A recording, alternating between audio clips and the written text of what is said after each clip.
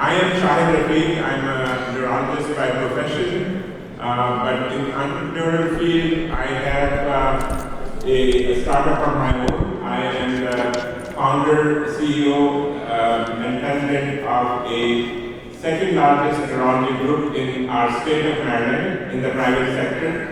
And it has been a journey of over 16 years.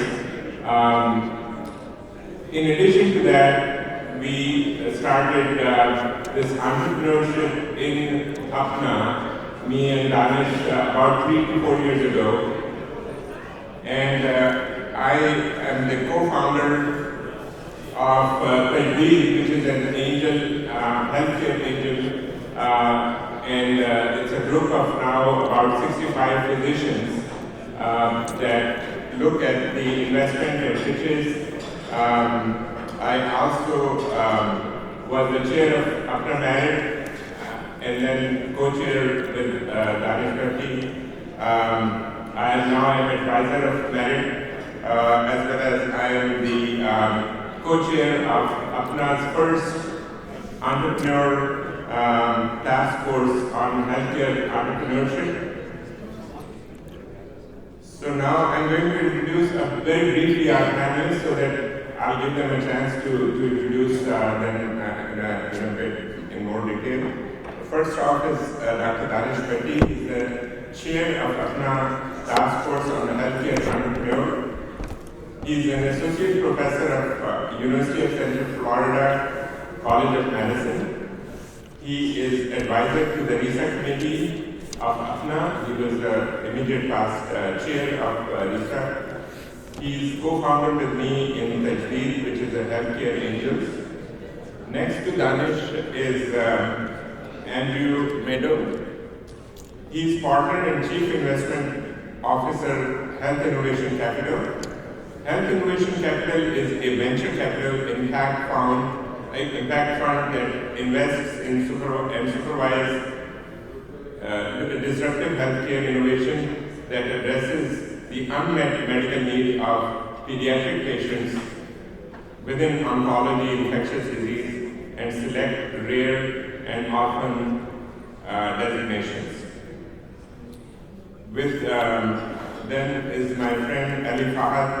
He's a founder of Talk Launch, and as you know, Talk Launch is an exclusive global community of startup founders, investors, and distinguished professionals. He's passionate about creating an exclusive community that connects distinguished Pakistani diaspora with the entrepreneurial and investment ecosystem back home. Finally, we have Mohammed Ahmed, who's the co-founder and managing director at Start Equity Venture. He's a versatile business leader with over 20 years of experience managing and leading complex initiatives within the financial, communication, and technology industries. So we have an illustrious panel here, and so we will start with the first question, which is, kindly introduce yourself and your journey of investing, advising startup in 2 minutes each. Starting with Danish Bhatti.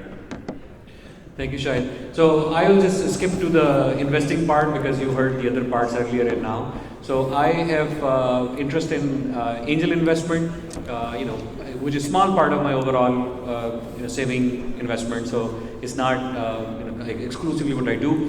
What I do is what is called angel investment. Angel investment is usually the first check-in after a startup founder has created a product or an idea which is at this point where they need some money either to show the traction, to complete the product, or to scale. But usually scaling comes late, so it's usually early stages. I am exclusive in healthcare technology, and we're looking for innovative or disruptive ideas.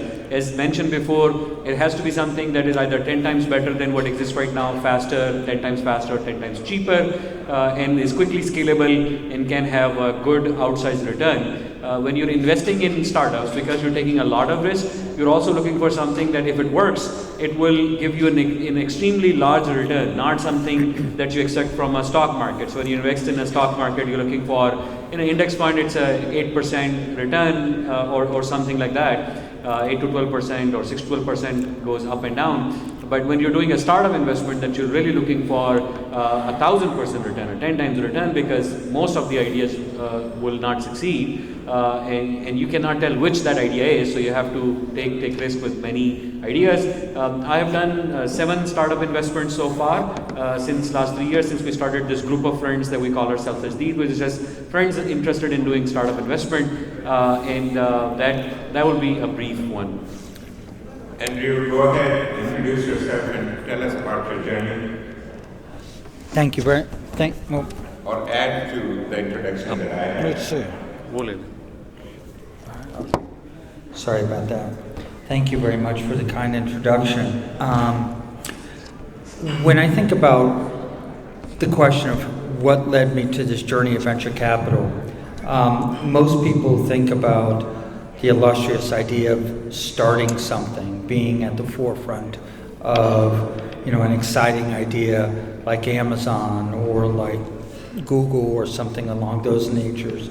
I was really struck with what the previous panel talked about, of identifying a problem first and then working back from there.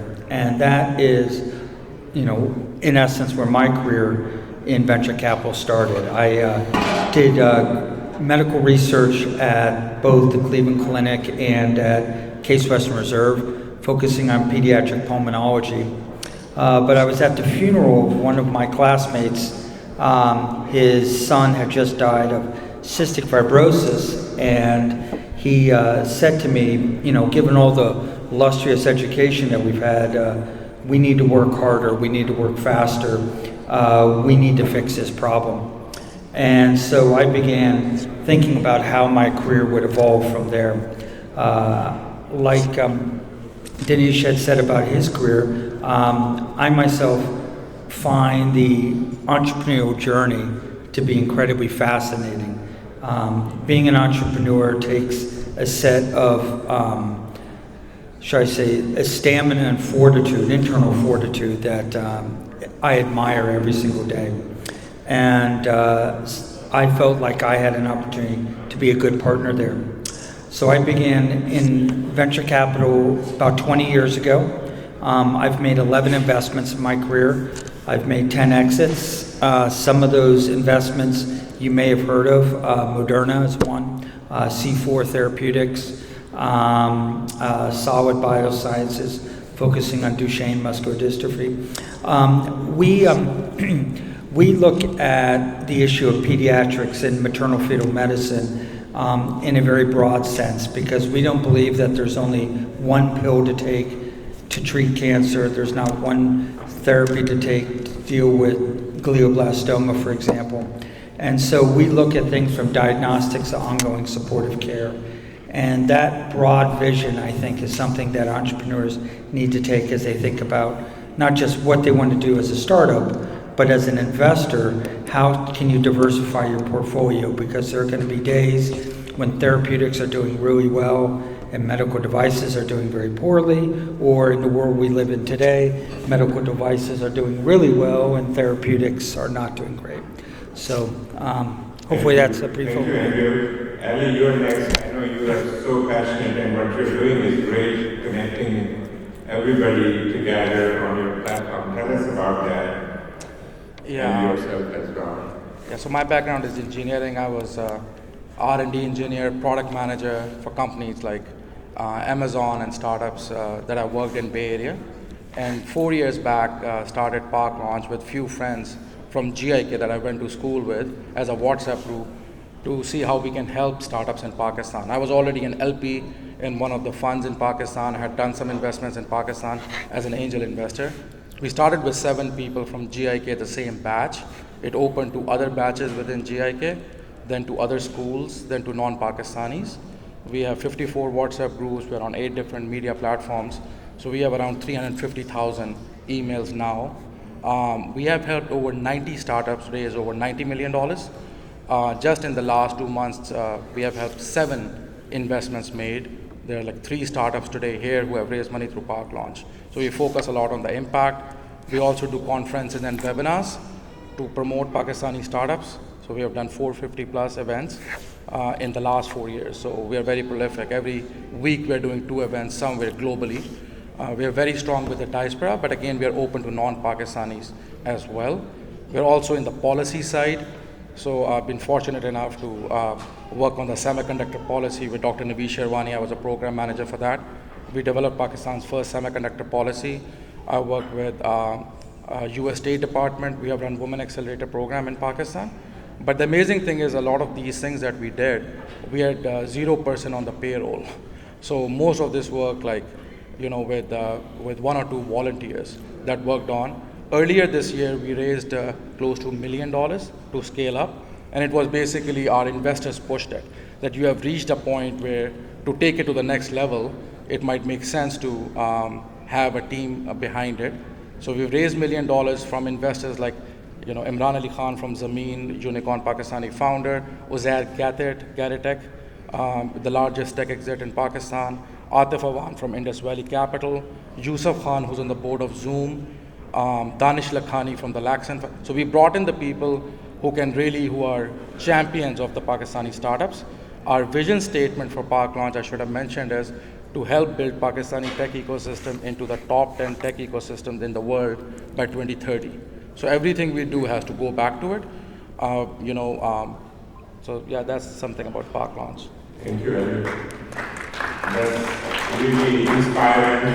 And that's what we are trying to do in APPNA, because APPNA represents about 40,000 physicians. And many of them are physician scientists, many of them have ideas, many of them are thinking about ideas, but they don't know that APPNA also had this, and that's why they didn't involve themselves in APPNA. They are physicians, they are working as an entrepreneur, like Dr. Khan is a great example, and many others. But to bring them together, to connect them, this is our small effort as well. So Mohammed, please tell us about yourself and your journey. Yes, sure. So thank you again for the warm welcome and for organizing this event. So my name is again Muhammad Ahmed. Nice to meet you all. I started my journey really in the investment space a decade ago when I was completing my master's from Harvard University, and what I found was there was a lot of investments that were occurring and in startups, and finding, and I really found ways to get involved and engage in the startup community.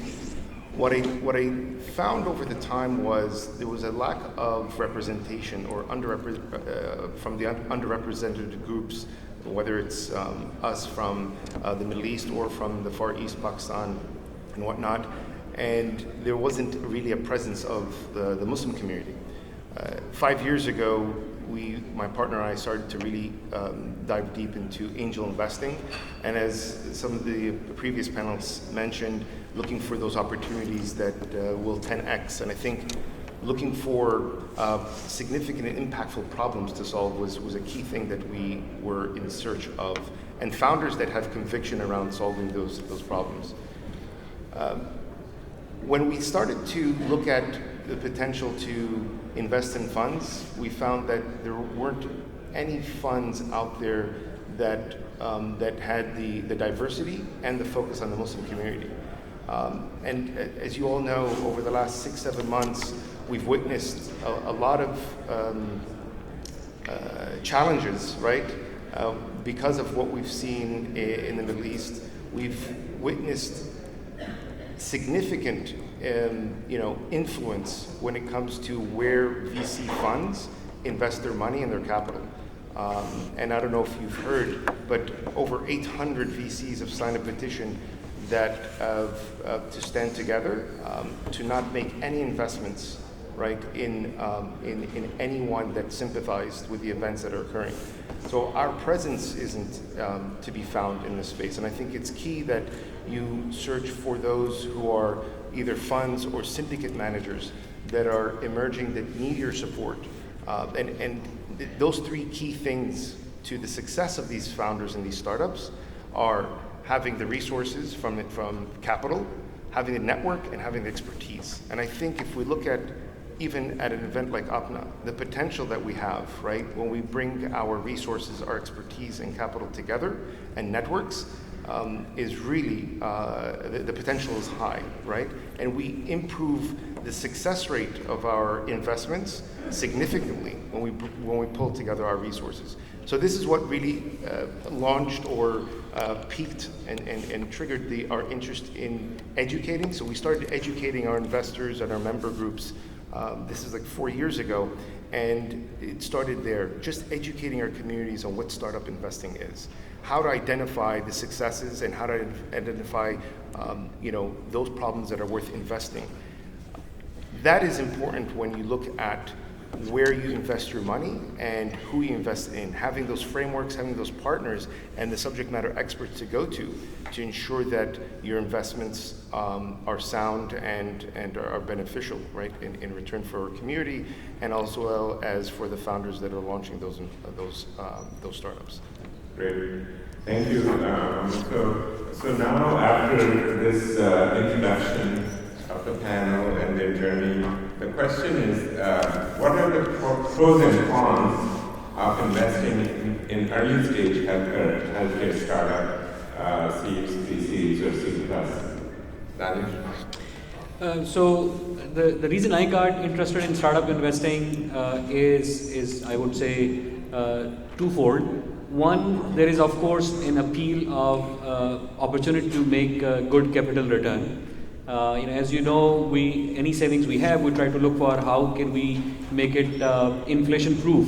You don't want to lose the purchase power of your savings. If you have $100 and you can buy something for that $100, you don't spend it. You want to spend it, let's say, 2 years later, 3 years later, 5 years later. But by that time, that $100 can only buy stuff worth of $70, $80, $90, depending on different parts of the world and different times of the era. But the bottom line is that you're trying to make your money grow and you're trying to make it anti-inflationary. And you do it various ways. You can do it through buying real assets, gold, stock market, and so on and so forth. The startup has one of the highest returns among all of these opportunities with higher risk. So return was one appeal for sure. But I think return in itself is not enough because we as physicians are in general more cautious. So I think the bigger appeal for me was the excitement that you are being part of these innovative ideas, and one of them could be the next Facebook or next Uber or next Amazon. And being part of that and being identified as someone who was part of that early journey is a big achievement, more than just capital return. So, and then the third small part I would say was also this idea of giving back. We all do charitable work from the places we belong, whether locally here in US or from Pakistan where we have come from. I'm Pakistani descent, so I want to do something to give back. But just giving money as donations for someone who needs some new clothes or something like that, or new toys for their kids, was just not appealing enough for me. It was just pushing them more into this idea of dependency. So my thought was that if I want to give back, I will give them by teaching them how to fish rather than giving them a piece of a fish. So I wanted to do this to also encourage the Pakistani diaspora here and Pakistani people back home to be an entrepreneur, to think of innovative ideas, and we are here to support you. We'll guide you, we'll advise you, we'll find you some money to get you started, and then make a big impact. And I don't know if I will get huge returns from that or not, but maybe return is secondary to me, but that achievement will be a big success for me. I agree with Danish. I think all the things Danish said, I 100% agree with. And if I can sum it up, in a quick statement, I think angel investors, the essence of them is to be an impetus for change. They are the first ones in, and the first ones into the wall are the bloodiest. So I'm going to take a contrary view to why people, what are the risks of being an angel investor? As Danish said, the ability to see the value of your capital increase over time is an extraordinary opportunity. The contrary to that is you assume a tremendous amount of development risk and regulatory risk. You are getting in very, very early, and the possibility of things going sideways is very high early on in an investment's opportunity. And even if you are successful, your ownership stake in the company inevitably is going to be diluted. But, and here's the big but, even though your percentage ownership in the company decreases, your overall value, to what Dennis was saying, increases. So, there's this old adage, I'd rather have 10% of 100 million than, 50% of 10 million. And so, to me, that's how you have to think about things. Your percentage might drop, but the value of that percentage will increase over time. But from an investor standpoint, the other thing that I think is very positive is that if you're going to fail, you want to fail fast. You don't want to spend hundreds and hundreds of millions of dollars only to fail. And the beautiful thing about angel investing is, you may try something and then you'll put in maybe $100,000 or $200,000, which is a lot of money. The problem you think you're trying to solve may not work. But then ultimately from that research, you find a pathway to solve another problem. And that problem becomes the one you take home, to the market. And that to me, I think, is a very key element about angel investing. And, one of the things you need to keep in mind. The last thing I would say is the long time to exit. When are you going to get your money back? Because everyone wants their money back. It's nice to do an impact investment, and I am all for impact investing. That is a cornerstone of what we do. But at the end of the day, how do you define success? And for some investors, success is getting a meaningful rate of return. And if you are one of those people that can wait 10 or 15 years to get a return on your investment, great. If you're not, then you need to think about how you want angel investing to look for you or work for you. Hi, I think both the two panels cover most of the things, but I think one thing, I think for the angel investor, it's just another investment vehicle which is very high risk. But just like not everyone can be an entrepreneur, it's a pretty high risk, high stress situation. The same thing is with the angel investor. You can have different motivations. Again, it's not a charity. I think most startups, we have hundreds of startups who apply looking for funding, and we bring very, very few startups to the investors because you're using your social equity and bad ideas need to fail. Like, you can't waste your time on bad ideas and try to make it somehow work.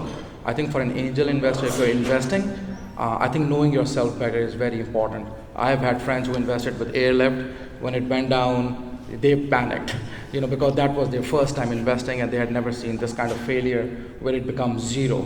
With the stocks coming down, you unless it goes bankrupt, you have a lot of signs. Real estate doesn't become zero very quickly. But I think especially early stage startups, most of them will fail.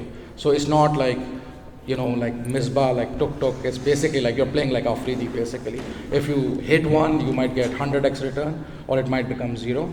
But you need to know yourself if you can, you can really invest and have the appetite for it.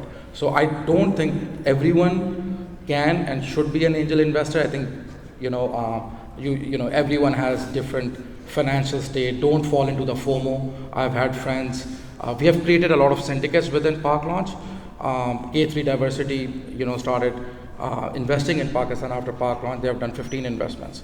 5 Rivers, 8 investments after Park Launch. So we have helped create a lot of syndicates. But again, every angel, every syndicate, I tell them, if you don't have the appetite, if you can't face the heat, stay out of the kitchen. You would see a lot of failures. So not to sound negative, but some people should not be entrepreneurs and they should not be angel investors either. No, I think everyone's covered, all excellent points by the panelists. I'll just add that when it comes to angel investing, it's something that you need to be mindful of, that the failure rate is high. But that being said, this is where the innovation happens, right? I know we have a room here of physicians, but your next generation, they may not be physicians. they're going to want to be involved potentially in startups, right? Now with the advent of AI, you're not going to see the same kind of workforce as we did in the past. Even the physician space, the health tech or healthcare space, that playing field or that ecosystem is changing, and it's changing fast. We're finding now with the augmentation of AI for physicians, they can do maybe 5, 10, 15 times what a physician did 10, 15 years ago. So that the exponential impact that these tools will have for physicians is going to be impactful even on various different functions. But going back to the point around angel investing, I would say look at 5% of your portfolio should be diversified in this space, right? And I say should because there's an impact that you're making when you're investing in startups. You're generating wealth, generating jobs, new jobs, and empowering the youth to make an impact, right? My partner, who's also from Pakistan, this is something that is near and dear to his heart as well. I think angel investing does fuel that. And by the way, we made some investments out in Pakistan when we syndicated Pismo, and as well in collaboration with Indus Capital. And we also made a recent investment in Brezhnev through Pack Launch, where we met them there. What we found there is, yes, it is high risk, but the potential of growth and impact is something that cannot be achieved by investing in the stock market when you look at the impact and where you start and where you begin with when investing in early stage startups. Can we add something quickly? Sure, go ahead. So I want to just re-stress a couple of things that my friend and colleagues added here. Well, let me tell you by telling a story. One of my good friend, colleague from Pakistan, physician in Boston, has done very well in stock market investment, and he's very savvy about it. But he tells me the story often. He says that the most successful hedge fund manager have been Peter Lynch. And he has managed money for a lot of people. He has made a lot of money and very amazing return. But most people who invested in his fund, or an average person who invested in his fund, actually lost money in the most successful hedge fund of all time. Because people came in too late, or they left too early, they invested when the stock was going up or fund was going up, they pulled out when it started to drop or was down low. So, it's not, it becomes gamble if you play it as a gamble. My colleague mentioned here that you're thinking about locking your money in for 7 to 15 years. And just let it sit, let it brew. It can be a small part of your portfolio. It doesn't have to be everything that you do. If you think of impact investment, like if I think of as investment as giving back to Pakistan and helping something change, then it eases off the risk aversion. It eases off, what if I'm going to lose money? I will still have made some impact, as some of my colleagues mentioned, that you are sponsoring an innovation, you're sponsoring a change, and then down the road it would lead to something, even if that particular thing did not lead to anything. Thank you so much. Great points. And so I'm going to consolidate the questions into the next two questions, because we would like you to have more interaction with each other and more interactive session rather than boring you with longer speeches. So the next question, or two questions in one question, is that what are the ways an angel investor can help early stage startups besides investing money or in addition to investing money? And dovetail would be, what timelines do you think when assessing a startup for their growth and your money return? So the timeline and the ways to help the startups. So I'll skip the timeline part. My friends can answer that better. But it doesn't have to be capital investment. And it doesn't have to be a large capital. Angel investment could be $1,000, $2,000, $5,000. It doesn't have to be like hundreds of thousands of dollars. And it doesn't even just have to be capital. Let's say you do some ceremonial capital, $1,000 or $2,000, which is not a lot if you are a working physician. And then you spend your time in it. It's a time capital. You can do advisory, you can do formalize it, or you can just do it out of hobby and passion. So you can help them with networking. Sometimes just an introduction to someone, which only takes 5 minutes out of you, can change completely the trajectory for that startup. And you have that network. You have access to those providers. You have access to data, patient data. You have access to the companies that you work with, the institution, the hospital, and then advice. Sometimes a good advice is all that person needs on how to think about it. And just a few minutes out of your time may be all that they need. Thank you. So I think our fund is an example of staying in your lane and how we utilize angel investors and how we use, quite frankly, institutional investors or financial investors. You don't go to a cardiologist if you're having a problem with your foot. You have to be very specific in making sure you engage the medical practitioners, the care providers who are going to be at the front end of utilizing the technology that you're going to invest in. The worst thing that I can ever think of is investing in an opportunity and then taking it to my friend who is an orthopedist and having him or her say, I will never use this product. How could you have invested in this? So we spend a lot of time engaging with physicians, some of whom are in the audience, I hope, that are going to be ultimately the end users of our product. We are an impact fund, and by that I mean that we measure impact by a couple different ways. How a product is used, the quality of the number of lives that are impacted by the use of our technology. I left the practice of medicine to do this because I felt that I would have a greater impact on the patient community doing this than I would in practicing medicine. Now, if you speak to my mother and father, they'll have a different opinion on that.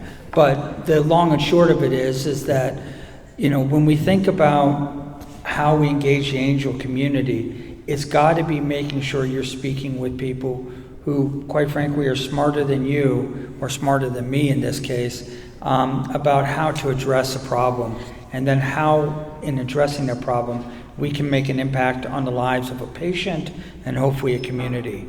Not to add a little divot to our fund, but we actually donate 10% of our profits to fund early stage pediatric research and innovation in academia. And one of the hospitals, or two of the hospitals that we're looking at, happen to be in Pakistan because of the fact that many of the conditions we're thinking about, such as malaria, such as other infectious diseases, which are not problems in the United States, for example, are systemic problems in other parts of the world. So how can we really do good and do well simultaneously if we aren't addressing these problems? I think with early stage angel investor, it depends on what type of investor you want to be. So I'm limited partner in one of the biggest VCs in Pakistan. I have pretty much zero influence on the deals that they make, but I also have invested in some startups who ask for advice. Beside the money, I think you can open up obviously a lot of mentoring that we can provide if that's what you want to be as an investor. But secondly, like opening up potential business development opportunities on your network. So we within Park Launch try to connect strategic investors to startups. So a lot of people come to us specifically looking for strategic investors. Where as Park Launch we have also recently raised money, and my interest was in bringing people who believed in the mission, but also who could open up their network with us. So those are the people we were way oversubscribed, and we cherry-picked the investors who could really help us with their network. So more than strategic guidance, you can provide mentoring, you can provide. Again, it depends on the founder and how much experience they have. Some people are looking for networking, but as a physician, if you are investing, you have to ask, what do you want to be and what type of an investor you want to be? Do you want to invest in a fund where you might have a larger ticket size that you have to invest. So most of the funds these days, it would be like $250,000, right? If you are investing in a startup, a typical angel ticket would be 10,000 to 50,000 would be considered big, frankly speaking. So it depends on the stage, what type of investment you want. With a fund, you're diversifying your risk, right? So instead of investing in one startup, like Indus Valley would have like 15 investments. So you diversify, like all of them failing, the chances are pretty low. If you invest in one startup, they can go belly up, but then the returns can be very high if you fall into something like Amazon or something like that, or the next Amazon. So you have to ask that question. And also, I think, if you want to be more hands-on, then obviously invest in startups that you really understand and you can influence. So myself, I want to be very hands-on. So the investments that I made before Park Launch, with Park Launch, obviously I have had to reduce it because of the optics of it. If you invest in one health tech company, then the other health tech companies would think you're biased. So I don't do it. And the ones that I've done investment, I publicly announce them, at least to our groups. But you want to invest and you want to be hands-on, then you need to see if you can influence them. So as a doctor, maybe ed tech and health tech might be of interest to you. And then you need to see, do you want to be hands-on, not hands-on? Do you want to diversify your risk? And how much capital can you live with? Like I said, it's very high risk. So if you're putting in like, do you have the appetite of $250,000, or do you want to just do $10,000 and provide advisory? So it just depends on your interest and appetite. Yeah, I mean, all excellent and very valid points. I think when it comes to anything besides the money, there's roles that you can play within these startups. And as physicians, you yourselves are scientists, but also entrepreneurial in nature, because you're able to have a practice, or you're working in several different systems or whatnot. So there's an opportunity there to provide your expertise to these startups, right? So that is absolutely something that even I myself have done in the past, where I've either helped investors or advisors get board seats or advisory board seats or fractional roles, right? This is something that may be of interest to you, right? As long as you understand the business and understand the market, you can bring value that's more than just the money. And there's a lot of times, more times than not, you'll find that's what startups are looking for. They're looking for introductions to clients, they're looking for introductions to experts and to your network, right? And this is invaluable. So, because if you just provide the money component of it, that great. Money they can find in many different places, but it's expertise and network and building that confidence and trust that absolutely helps those startups, grow and expand. Thank you. So last question, we will do it in this order from Mohammed, is about the timeline when you assess or help a startup, especially in healthcare. What can you tell them that how much time it will take them to really start it up, and what would be the timeline for a good timeline for return of money? So when it comes to starting an enterprise or starting a startup, I think I'd like to really encourage people, if you're looking to get into a space, first of all, start with what is the problem you're trying to solve. This is the key component of any startup. If you don't want to be creating a solution in search of a problem, you want to identify what is the problem that you're trying to solve, and before you even build anything, go interview or survey 100 people, 100 customers in that target market. Sell them that concept first and get feedback. I like to take the example of DoorDash when they started back in 2011. I think their interview at Y Combinator was in that session. They started by saying, we went out and interviewed 100 restaurants to ask them, what are your pain points? What are your problems? I would suggest the same concept. Doesn't matter what product you're launching. Go interview 100 healthcare professionals for the problem, and that's it. What is your biggest pain point? That is a good starting point. And then from there, you can discover many different issues or pain points. You can drill them down to the top 2, top 3 pain points that would have significant impact. And that's what you're looking for, the patterns and trends that can be worth your investment in time and resources to go and solve that problem. And you're looking at 5, 10 plus years, right, to build something that is of significance. If you hear the 10-year overnight success, if you look at the Amazons and Google, it took them 10 to 15 years to become those overnight successes, right?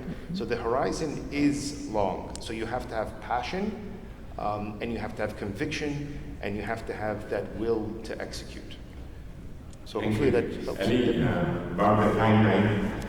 I think most of the startups, like what I would share is like 7 to 10 years minimum, I think, for to see any return from any exit. So you only make money when there is, a change in the status, right? Like a company goes IPO or someone, you sell the company or, you have an exit. That's when you see the money. It takes like 7 to 10 years to build it. The different stages. So pre-seed stage would be as you're building out and you're starting out would be, you have some, you understand the market and you have, you're passionate about solving. You have a problem that you're trying to solve and you're passionate about it. So that would be the pre-seed stage. Typical valuations would be, $1 million, $2 million on, or even lower. And obviously, investor is taking a much higher risk at that stage, but you are investing in the person, frankly speaking, more than the idea and stuff. The next stage in the, seed stage is when you have some market traction, like someone has built a product, has some customers, maybe not making money, but now they want to scale up. So now valuations are higher. So you will get a small size of the pie. That's why there are funds and syndicates who only invest in pre-seed and seed stage, so they can get a bigger size of the pie. And again, it depends on your appetite and stuff like that. Typical, the development cycles from the pre-seed in getting some kind of attraction. Again, these are like rule of thumb or averages, 18 months to 24 months kind of stage. So typical startups, when they are raising money, during good times, they are raising on 18-month cycles. But obviously during COVID and during the dry cycle in the last couple of years, people typically say you should even plan for 2 to 3 years. So it changes a lot depending on what the market conditions are. And yeah, so typical 7 to 10 years. Thank you. Lastly, Andrew, because Danish already discussed that. So Andrew, Oh, great. Thank you. So I'll be rather brief then. So whenever anyone talks about timeline, when at one time I was thinking about becoming a lawyer, and my friends who were mentoring me in the practice of law said, there's one word you need to know to become a successful lawyer. And I said, what is that word? He said, it depends.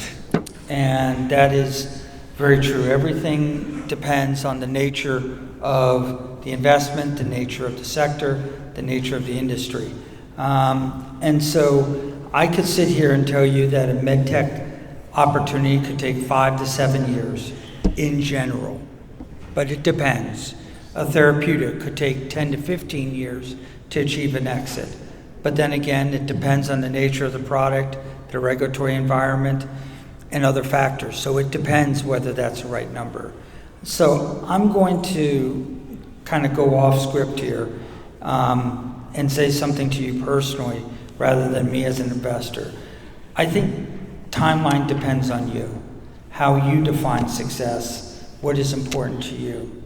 So for us, when we look at a product and we invest in a technology, our fund happens to be based in Boston. So, everyone talks about, we're going to launch this first in Boston. Well, I don't care if it works in Boston, because Boston is a very unique market. I'm interested, is it going to work in Islamabad? Is it going to work in, hard to reach economies where the patient population is very different? Their needs are different, their education is different, their quality of life is different. And so consequently, in order to make something work, it's got to be based upon a lot of factors, some of which take a long time. I'll give you a case in point from my own personal career. When I was at Baxter Corporation, head of M&A, we were looking at launching an AIDS product back in the 80s in conjunction with a large pharma company. And the thing about the product is we were willing to give the product away initially to certain developing regions. The problem is that the product had to be taken at specific intervals throughout the day, almost every 3 to 4 hours, depending upon the product. We're going way back when it isn't a single pill, but a cocktail of products now, and they all had to be taken as set regimen. The problem is the patient population, most of the patient population in the region we were going to launch this in, did not own a watch. So how could they know when to take the product? So you have to kind of know, when you think about success, what that means to you. So. Thank you. So that brings us to the end of this session 2, and this will be followed by a brief working break so that you guys can interact. Skip the break.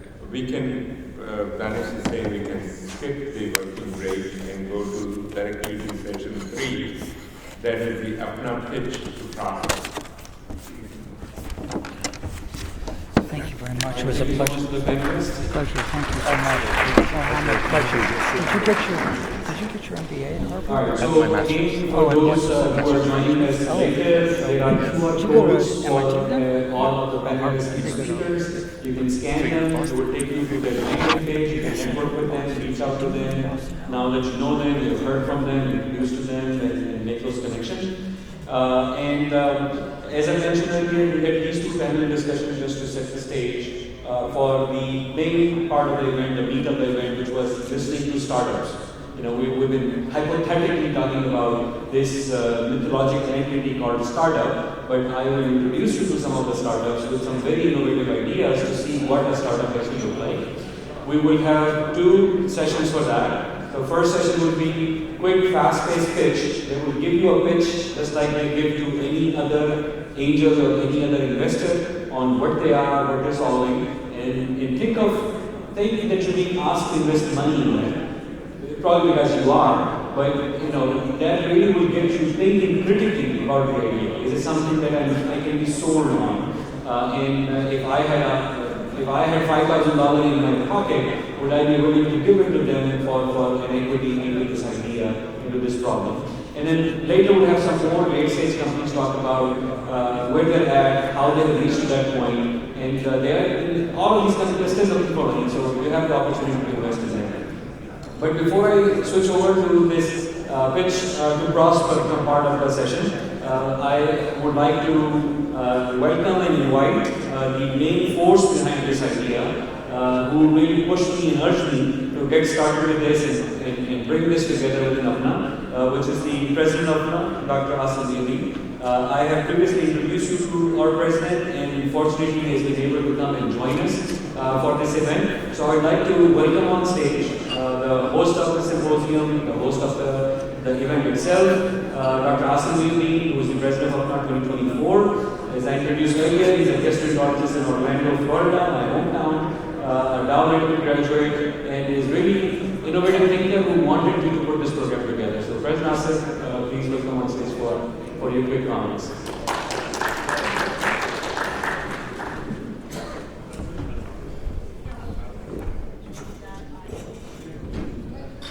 Assalamualaikum. Thank you, Danish.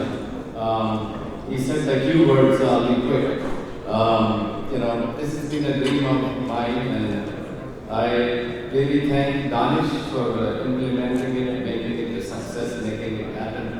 Danish Bharti, rock man. He has been so great. He has so much innovation in him and so many ideas. Also, Dr. Shahid Rafiq has been instrumental. Dr. Dalit Mahmood and several others who have made this a reality. This is something we wanted to do in APPNA. Open up our horizon, open up our minds to innovation, open up our minds to incubation, and promote entrepreneurship. And alhamdulillah, it's a reality. Maybe, hopefully we'll continue in the future, in the next year. I want to thank Open for being part of this. This really means a lot to have Open here. Thank you, sir. This is the first in APPNA. Inshallah, we will continue this trend. I want to thank Tariq Mahmood, chair of this meeting. helping us set this up. And thank you so much. Thank you.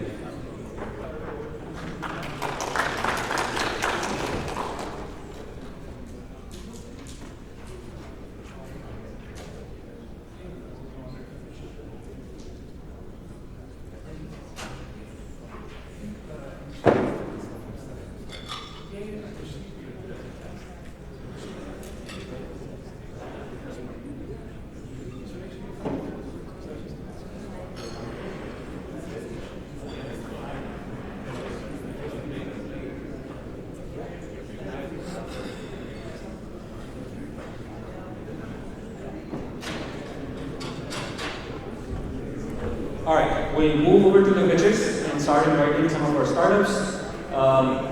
We also have them available on the tables on the outside of the seating, and we will be taking a break after the pitches to be able to, for you to stop by and ask them more details, because we will make it fast and make it quick. I will try to time it so that you stay on time and we are going through all of this. So let me invite our judges who will be asking these startups some questions. So the first 4 startups, they will have 5 minutes to make the pitch, and think of it as an elevator pitch or a long elevator. And then we have some judges who will then ask them to elaborate on some components or elements of their pitch. Within 5 minutes, they can ask maybe 2 or 3 questions depending on the answers. And then we'll go through these 4 quick rounds of these startups. So let me invite the judges on stage. I have Mr. Farooq Bagani, who has joined us as a partner from the Boring Syndicate.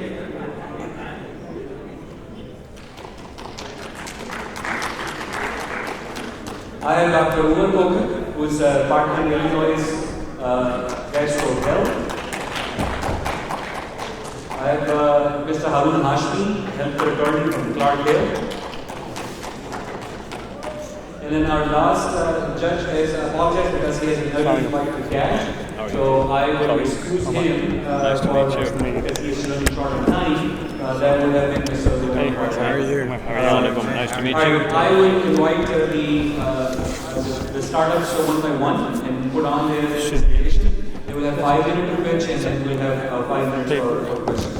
So let me start with Daniel Afzal, co-founder and CEO of Dakota Health.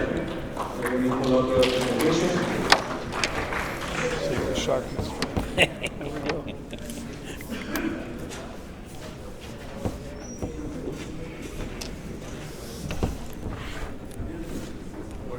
Right.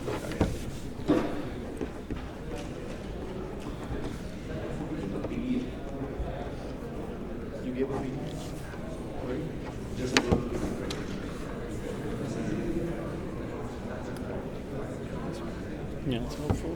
Yeah. So that's yeah. That really? It's a long story. Yeah. I'll tell you about it. This is you, right? Yeah. So you're GI. You're GI. GI. Okay. It's a sports management company. Okay, cool. Based out of Chicago. Good afternoon, everybody. Thank you for having me. My name is Daniel, and I'm the founder of Dakota. I'm here to talk to you about the problems that we're solving. Our goal is to put patient payments in autopilot for medical practices. So in order for us to understand this better, let's try to understand the problem first.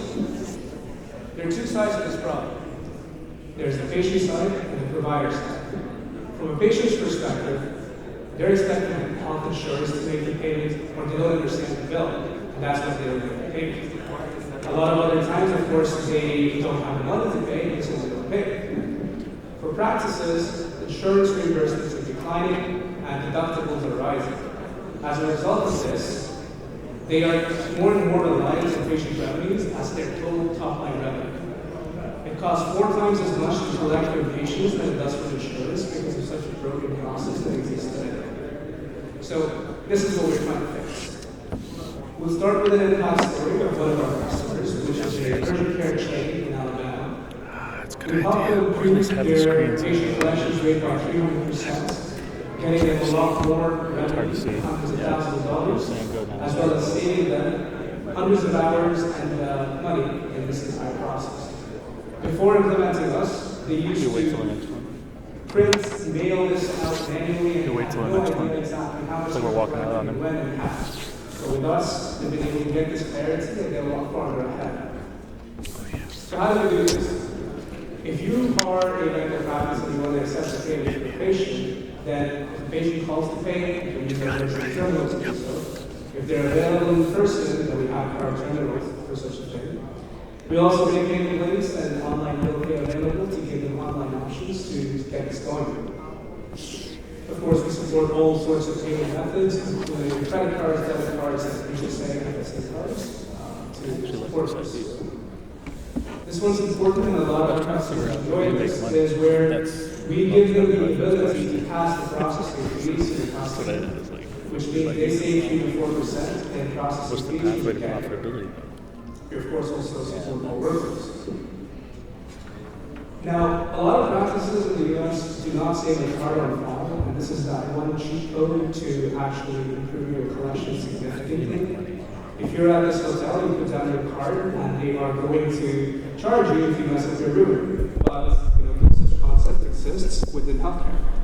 So you can charge a card on file, but for some reason, you might be concerned that it's going to cause patient churn. You may want to put them through a sequence, and so we enable that for the different populations that you serve.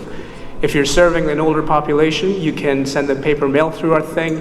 Otherwise, you can text, call, or use AI phone calls to have this interaction take place. All of this information is consolidated into one view where you can have this as a source of truth about your patient balances. And then we give you a way to communicate with people back and forth. And this is super important because without this, patients are usually left unclear on why they're owing this money. So if you explain to them over text, then this is taken care of.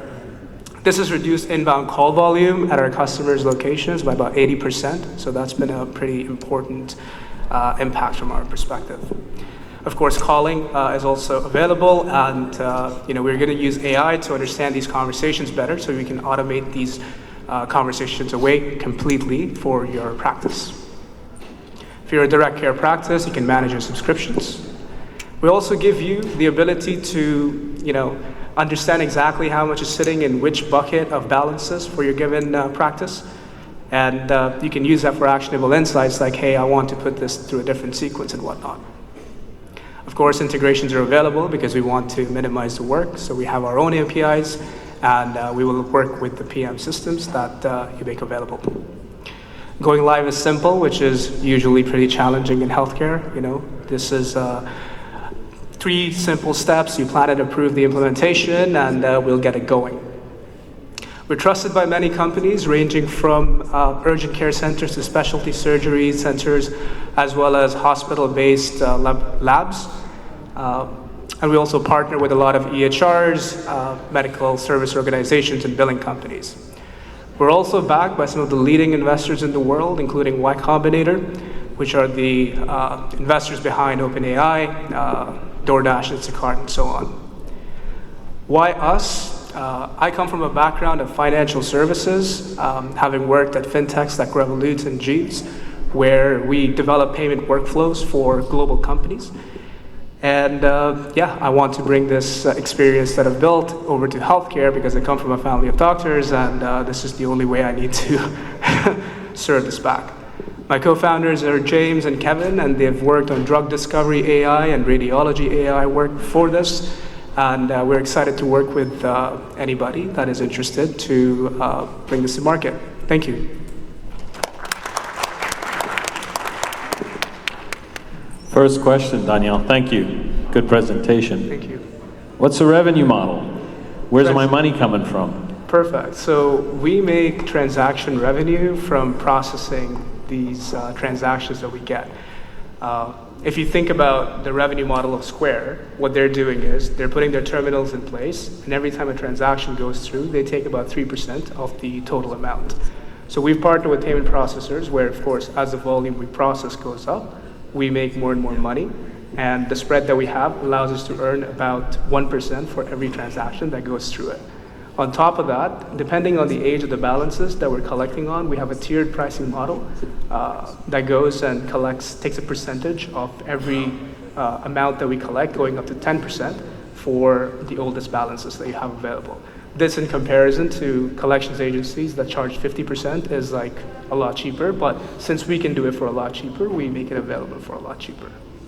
So, Daniel, my question is, what have you done so far in terms of sales? Yeah, so we're already servicing about 20 customers across multiple states, spanning partners that serve up to 2,000 clinicians as it stands today. So yeah, we're doing well from a sales perspective, and we're trying to grow that faster and faster. Thanks, Daniel. Congratulations, by the way, on all your success thus far. Thank you. Ali said something very important just a little while ago, that a lot of investors, especially at this stage of your project, they're investing in the person equally, if not more, than even the idea behind it. I'd love to know a little bit about you, your background, and why you're passionate about this. Absolutely, that's a great question. So I think the reason I started even looking into healthcare is because, well, my father's a doctor and he practices medicine in the Middle East.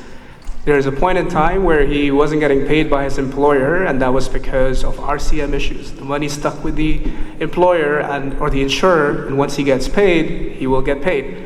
That money never came in, and that was surprising to me because I was working at global fintechs at the time where we were facilitating money movement that got settled within days or like hours at times, right? And it was very surprising to me that this was the problem here, and then I went into the rabbit hole of revenue cycle management, and I've just been like passionate about trying to solve this for more and more people so that no more people land in the situation that we had to land ourselves in. Thank you so much, Daniel. Perfect. Thank you for having me.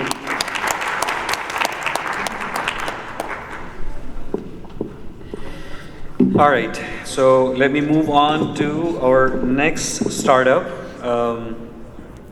By the way, as I mentioned earlier, remember these people are available around the corner on tables. You can reach out to them, ask more questions. Let me invite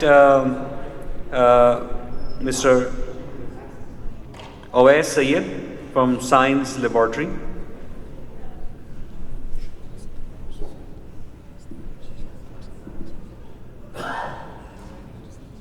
You have 5 minutes to pitch, and then you have 5 minutes for answering questions to the panel of judges. US up.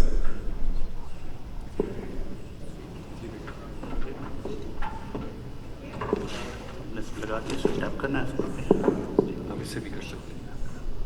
और नहीं ऐसे और enter भी है।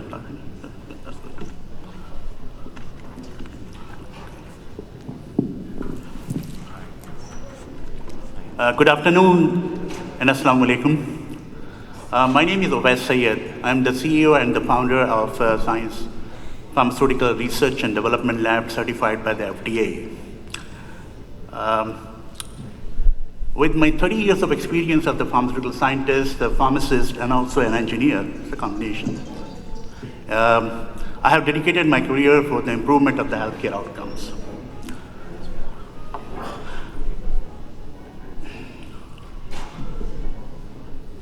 Imagine for the customers, who are not finding the product of their choice, when they are going to the pharmacy shelves and struggling there for the OTC, cold, cough, allergy medication, and then they go back and forth between the doctors and the pharmacist. So based on our experience, we have segmented those customers or the patients into the 3 different categories or the groups. Millennials, who basically look for the holistic medicines, but they go back and come back, again for the conventional medicine because the minimum side effect is not the only thing. The relief is important, which they don't get it from there. The second one are the baby boomers. They come back to us initially by conventional thing, but as they're not getting recovered fast, so they also look for the holistic medicines. And the third and the major group nowadays is those COVID survivors. Based on their experience, they want to use both of the medication at the same time, but there is nothing till at custom available, so finally they end up using those separately. Among these challenges, we found a marketing opportunity for a combination product, which can satisfy all those three groups. So at the science laboratory, we have innovated and developed special formulations with the combinations for the children, adults, meeting the needs of all those three groups. All of those three products are FDA registered and certified by the FDA and meeting all the quality and the efficacy standards.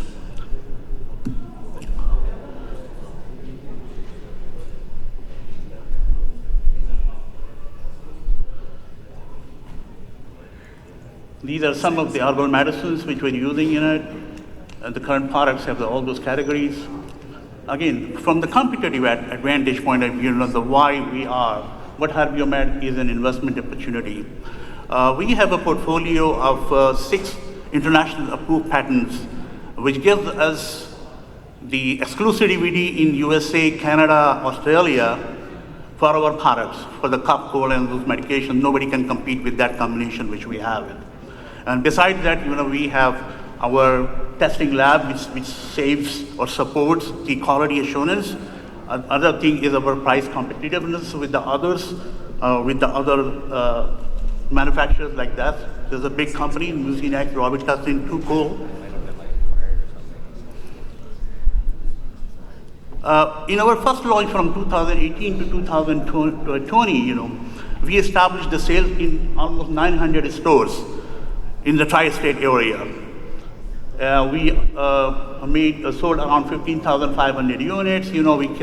We generated a revenue of $78,000. And in the beginning of the COVID, because we were getting close to the expiration of our product, we gave it almost 28,000 units for the community serving them, for which we got an unprecedented response for the efficacy of the product itself. We also completed our onboarding with the Walmart, Sears, Amazon. You can see all of that here.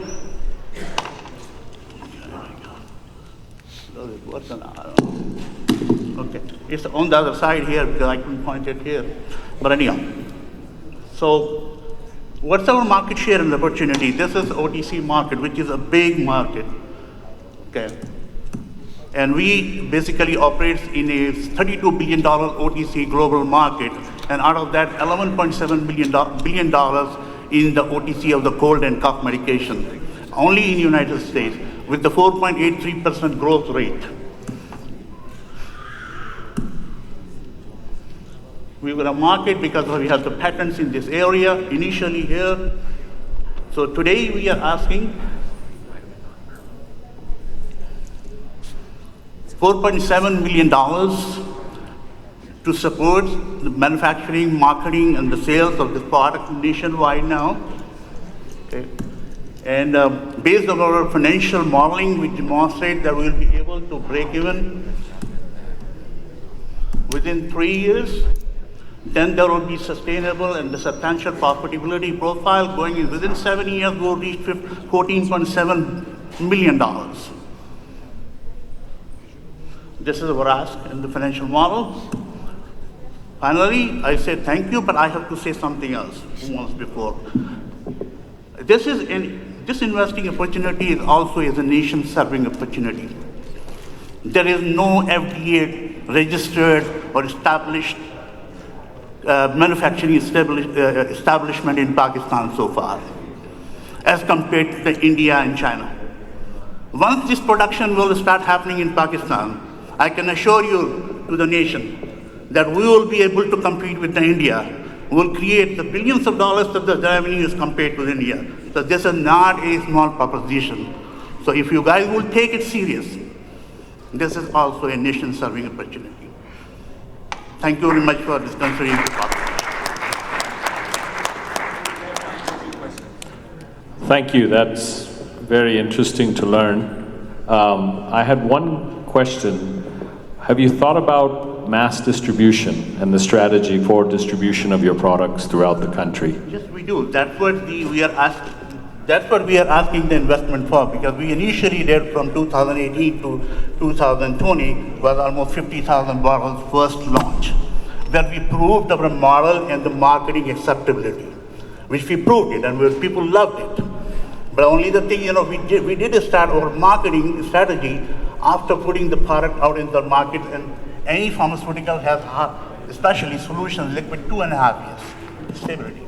So we did our best, we have a model set, then we work more on the quality control in our lab. We are quality approved, completely certified by the FDA. Thank you very much. So as a clinician, this is an interesting space where we look at evidence-based, in our approach. And so in this situation, the evidence for herbal and complementary medication is mixed. And the consumer clearly doesn't mind that. They're still buying the product. My question was, you said you have patents on this. Is that on the herbal blend that you have, or it's the components? It's a combination, and when you make the two products together, especially pharmaceuticals when you combine the pharmaceuticals with the herbals, FDA wants to see that the original molecule is still stable for the shelf life. So our combination, when you are making tulsi and the sweet violet or the ginger or all those synergistic herbal medicine into it, they also want to see that there is no new toxicity generated, and there is no stability issues for the products, and they are good for at least for the shelf. So that's what our patent is on.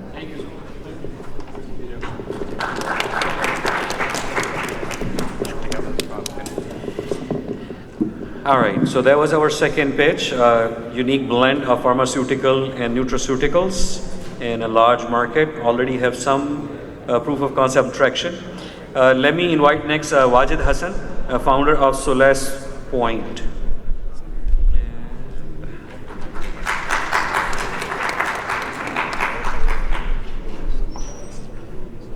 All right, you have 5 minutes to pitch and 5 minutes for answering questions.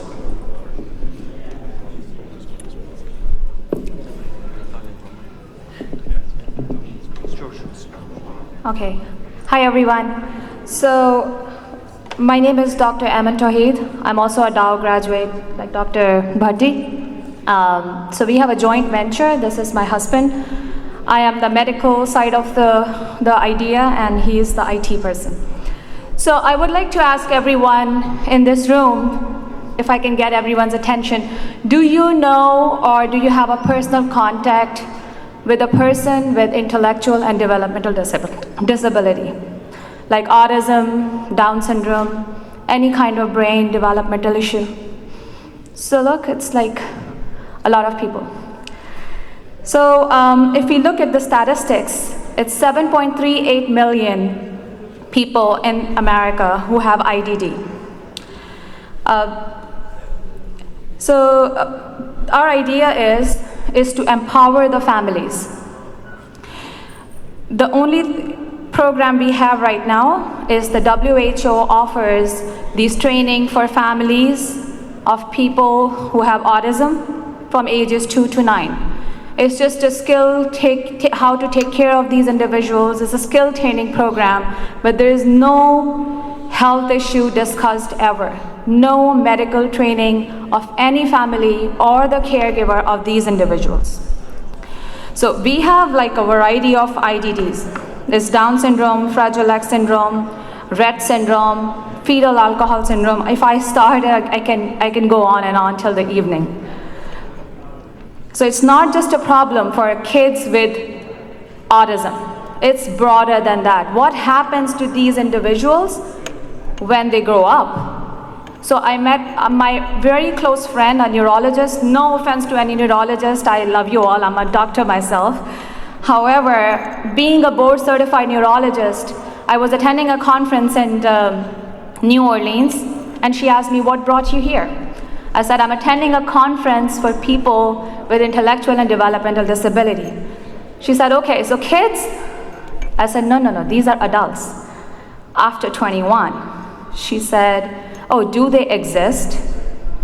So that's the gravity of the issue. People don't realize what happens to these kids after the age of 21. No provider is available to treat them for developmental adult medicine. I know so many. I work for a clinic for people with these conditions. No primary care provider. They're still going to their most of them are still going to their pediatrician. So if you understand what I'm trying to explain is, if the doctors have so much less knowledge about this field, how much would the family know? And they end up depending on caregivers trained by the federal government or the county. So if we talk about Maryland, it's called the Developmental Disability Administration, DDA. They provide services to these people, Medicaid and Medicare. They provide the caregivers, which are called the direct support professionals. They have minimal, they're like high school graduates, minimal to no understanding of hypertension, diabetes, any kind of diseases. So our goal is to create, we have this software program to train the families on 12 1-hour-long training sessions, 6 group sessions, and also workshops. So this is not just for people living in the US. The scalability is, because this is online course, it can be done worldwide. So this program will not only treat these people they will not develop these chronic diseases that they have. Higher rates, more than people without IDD, they develop diabetes, hypertension, any kind of chronic disease. Higher rates of dementia, higher rates of mental health issues. Everything in these individuals is confused as a behavioral problem, rather than, understanding that it could be a medical issue, a dental issue, which they cannot explain it to you.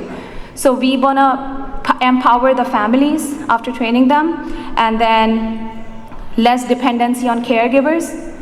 So that is also a benefit, and then less dependency on the healthcare delivery system, because they will be able to manage them themselves. So I'm gonna give it to my partner from here. I sent a updated deck, but this is a little bit older deck, but anyway. So the market opportunity is 174.77 billion for medical training.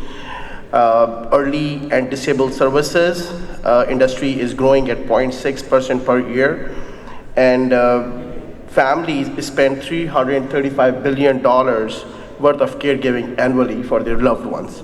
So this is a huge market and untapped. It's a blue ocean. The unfortunate part is people don't even think that these people will live more than 18 years of age. So this is untapped, but there are adults around us who have autism and all these mental issues. Our go-to-market strategy is using our current patient portfolio, using our healthcare facilities. We are reaching out to CTOs, CEOs, VPs, and medical directors for all these sales. We have built excellent partnerships with several large provider networks. I'm going to talk about it. We have 8 customers. We have executed 2 proof of concepts. Our current ARR is 100K for the last year. This is going to be 300K this year. We have received support from parents. We have received support from other larger medical providers who think there's a large value. There are not enough DSPs, direct support professionals, in the market who can service. People don't want to come into this because adults are difficult to be handled. These are our sponsors. A couple of questions to wrap it up. Thank you, Dr. Tauheed. Great presentation. Just a question for you. I think you brought up an important point with the Medicare example that this is offered, and it's the quality of what you get is probably not all that great. The trade-off is, of course, that somebody else is paying for it. So one of the questions that I have is, in your service, which I think addresses an absolute need of involving the family and training them on how to care for their loved ones who are going through things that you mentioned. But who's paying you? And along those same lines, how are you protecting the effort that you're putting in so that if somebody goes through it once, they're not just disseminating it amongst everyone they know in their communities?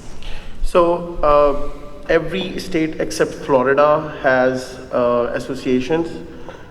In Maryland, for example, it's called DDA. And they have the money to support all this activity. Families do not know how to get to those funds. Insurance also takes care of this, support long-term facilities. So, but the parents have to deal with this when we support directly, like how to get the money from the state. Except Florida, every other state has money, and we have interacted, we have helped parents, families to get that funding. And how would you protect your product not to be just copyright pirated and sold? Or not given? Nobody's doing it right now. Okay. Nobody's doing it. I mean, this idea. Any other urgent questions we need to ask? We also have filed an SBIR, and we have a provisional patent on this. But how do you educate people about your program and to come to it? We have a training full module. It's an online digital platform. No, how do you get the word out? So we are attending conferences. We are going to different partner networks. These are some of our partners that we have built so far, and we have already talked to them. They are across the country. We have reached out to the state agencies, and they are helping the word out for us. And quickly, how much are you raising and what valuation? So I'm raising $500K with a 12%, at 4% $4 million valuation, which has been independently verified, and we are giving 12% of the equity. Thank you. That's it. Oh yeah. Thank you. A wonderful opportunity. If there's a pool of money sitting not being used or utilized, so those kind of niche ideas can be polished and made very useful. If there's money to be spent, let's help them spend it, as they say, right? All right, and my fourth quick short presentation, if I can get to it, is Mr. Awais Bajwa. Let me pull up your presentation, Awais. You can come up. Tell me the name of the presentation. Ophthalmatics, all right. It's a PDF, right? Okay. You can come up.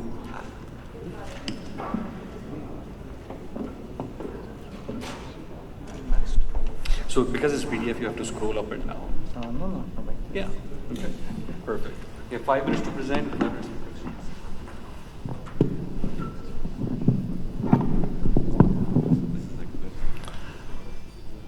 Can I hold it? Hi. Too loud. Okay. So, first of all, I want to say thanks to Danish Saab and Khalid Saab for this is a wonderful opportunity. Open and APPNA collaboration is a wonderful thing. And just to tell you, I'm an entrepreneur. I'm not here only for investment. I'm not only for here selling something, but I'm here for collaboration between physicians and innovators. If you bridge that gap, we'll be having more innovations, and our country needs more innovations. So let me start with the ophthalmatics. Ophthalmatics is a early disease detection technology. It's based on artificial intelligence. So just to take a look at how we can revolutionize healthcare using this technology. We have built that platform on deep learning, convolutional neural networks, and generative AI. And where we can apply this is huge, like the huge potential. We can apply this technology to ophthalmology. I'm going to talk about ophthalmology all today. We can do it for cancer detection, radiology, you name it. So we started with ophthalmology. Okay, let me do one thing. I'm tall, so I can just keep it here, right? So why we started with ophthalmology? Is it okay now? Yes. Okay, thank you. Number one thing in our radar was eyes is the gateway to the whole body.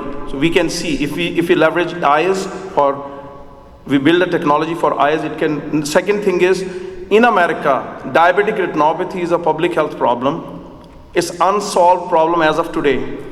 Third, we have validated our technology, and I'm going to share some amazing stories today where we solve this.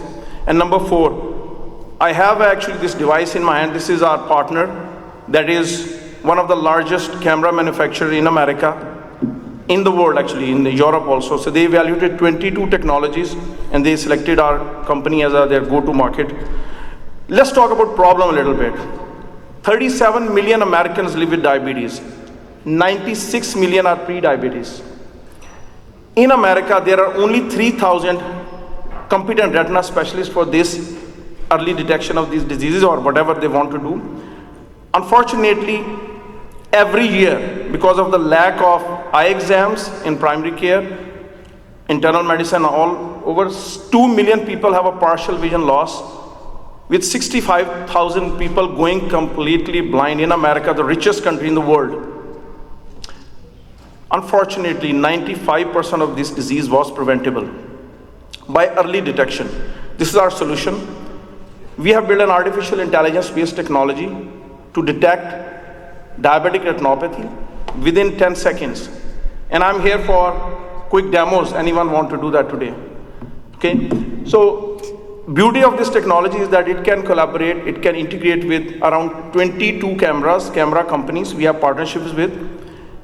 And it is also working on the wide field imaging. That is going to be a breakthrough technology in America and in Europe. And I'm going to talk about our partners also. But before that, I just want to talk about earliest validation. We started with our own homeland, Pakistan. We implemented this technology in 2021. Alhamdulillah, as of today, early January, we completed 120,000 eye exams with multiple hospitals. 56 people were prevented from going blind in Pakistan. They got anti-VEGF injection and got early detected by our technology. We have multiple validations. Alhamdulillah, we are also working with Aga Khan Medical College. There are a couple of months left until we get the results. Early results are amazing. Anyone can reach out to Dr. Haroon Tayyab. We are blessed that he said we can be your reference before even the study is published. Once this study published, I think we will be one of the unique innovators in diabetic retinopathy space around the world. I'll just hold on to that. I'm not going to share anything. We have multiple partners in America. We are working with a few of the largest organizations. We got invested with AWS. They invested $220,000 in our company. We are partnered with NVIDIA. A lot of people know about NVIDIA chips. Creative Destruction Lab, we are the graduate company, Seattle last year. ATDC, and also we are working with Wellstar, Optos, you name it. Optos is the company that is the wide field manufacturer that I said for the camera. So we are the only AI that is working on the wide field imaging. Only diabetic retinopathy is around $2 billion market in the US. We have committed revenue of around 1.6 million with 3-year commitment, and we are implementing starting this quarter. We have 4 patents on artificial intelligence-based technology. Number one, how we generalize our technology. This is one of the issues with AI, that it don't generalize easily, so we have patent on that. Actually, we are patent pending, by the way. I'm talking about my vision now. So diabetic retinopathy is just a tip of the iceberg. We can take this technology. Our next disease is, by the way, cardiovascular risk assessment. We are applying for the breakthrough status with FDA. And also we are applying that to multiple other disease conditions. Also, we can do eye-based drug testing. Within a minute, we can detect using the retina. Also, one of the biggest things is we are generating our own foundational model. People who know about ChatGPT, LLMs, so we are building our own foundational model on that. And dermatology was our previous disease when we started that. Just talking about my team, Alhamdulillah, we are blessed that we are one of the strongest team in this domain. Dr. Neelam, Fatma Jana medical graduate. Can you, Neelam, please stand up just to raise your hand? She's my co-founder in this. She's a lifetime APPNA member and my boss, because she's my wife. Anyway, sorry. So we have Cleveland Clinic joined us in this initiative. We are blessed that Peter Kaiser, who's the chief retina specialist in Cleveland Clinic, 40 years in this industry. And we have multiple other names. Abu Bakr, who is the open president. We are blessed that he sponsored me in this New York event 3 weeks ago, alhamdulillah, I stood first just presenting. We have multiple other people, FDA consultant who is working with us for the last 20 years. So this is our brand actually. We're not only eye diagnostics company, we are a 360 intelligent diagnostics. We will be adding cancer diagnostics and dermatology as our future. But last, we are raising $1 million. All the money we have spent so far and where we are, this is our own money. Just like bootstrap for like 150,000. We assume in 2028, as of today, we are raising at $9 million. We assume at 100 million valuation. And I'm open for any questions. We have time for 2 questions.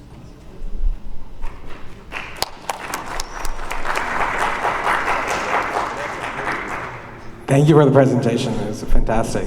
So I have a question. We have kind of a great opportunity to work with several ophthalmologists in our practice. And one of the things that I've noticed is they're so proud of the equipment. You know, they've just spent an arm and a leg on an OCT or OCTA, and they love showing it off. What is the prospect of using your technology as a software to implement those existing devices where, you know, the ophthalmologists don't have to go out and buy a new machine and think that, you know, these other things that I've just spent so much money on have been rendered, you know, not as useful as some of this other machinery. Is there a prospect for that in your model? Well, first of all, great question. Second is that one of the beautiful thing about, and that is one of our patent, how we generalize between all cameras. We can work with any ophthalmologist. There is a ophthalmologist in Pakistan, in Lahore. His name is Dr. Suhail Sarwar. He's our early implementer. He's using our technology in his office. Second thing I just want to highlight, some people confuse that. This is not for ophthalmologists. The biggest impact this has at the internal medicine and primary care centers. We are bringing human plus AI to go to market. That is another thing. We have an AI and we have human. They just sign the report just to bypass FDA, and that is the go-to-market product as of now in the market. If there is any internal medicine practice or primary care, they can reach out to us. We are offering 3 months only for APPNA members. Initial discount, okay? Free of charge. You can evaluate the technology and then you can take it. Thank you. Thank you for asking this question because it gave me an opportunity to introduce. That brings me to my question. What is the cost of the handheld device? Sorry? What is the cost of the handheld device? Okay, again, great question. Because I want to share one more knowledge of that. I have this device approved for Pakistan. We have a distributor in Pakistan. First time in the history of Pakistan, artificial intelligence-based eye exam device is approved. In the US, its cost is around 6,000 to 8,000. If you work with us, it's like, of course, because we are the primary partner of them. In Pakistan, its price is even less. Latif brother in Pakistan is a distributor of this technology. We are working with, by the way, multiple centers in Pakistan. We're working in Karachi. Hashmani Group is working with us in multiple implementations, so we are actually bringing that to Pakistan. But here, I think I answered the price, right? Thank you so much. Thank you so much. And just last thing, I'm here if anyone want to see eye exams, I'm here, okay? Thank you. All right, free demo for anyone who may have concern for diabetes. I would stop by.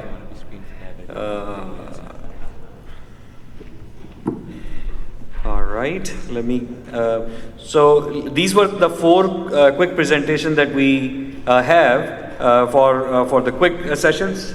And I would like to thank you for our judges for taking the time to listen to their pitches and asking insightful questions. Please take a seat. Now I will transition over to a slightly more mature and developed companies that have made it through some of the early stages and are now already established and doing well. And I want to take this opportunity to invite my third partner. So as you saw one of my partner before, partner in crime, Dr. Shahid Rafiq. I have also the opportunity to work with and be mentored by my great friend and partner, Dr. Khalid Mahmood. Dr. Khalid Mahmood is an entrepreneur and also he's a nephrologist by profession and training, but he's truly is a trailblazer, an entrepreneur physician who has done it all, seen it all, and who got me started on this journey of entrepreneurship and angel investment. Dr. Khalid Mahmood is also the founding president and member of BOD for Open Global, and Open is the Overseas Pakistani Entrepreneurs Network, which is a larger cohort of people outside of the healthcare, and now Open Global chapter is inviting many healthcare physicians to be part of that network and be part of all these Pakistani diaspora entrepreneurs and take participation. So Dr. Khalid Mahmood has been a main force behind putting this event together. He has helped design this program together, so I am really thankful for him. And he'll be helping me run the next session, where we'll be having 3 startup presentation. We'll hear about 3 unique startups to present. So let me invite Dr. Khalid Mahmood to introduce Open to you a little bit more, and then invite the presenters to give their presentations. Dr. Khalid.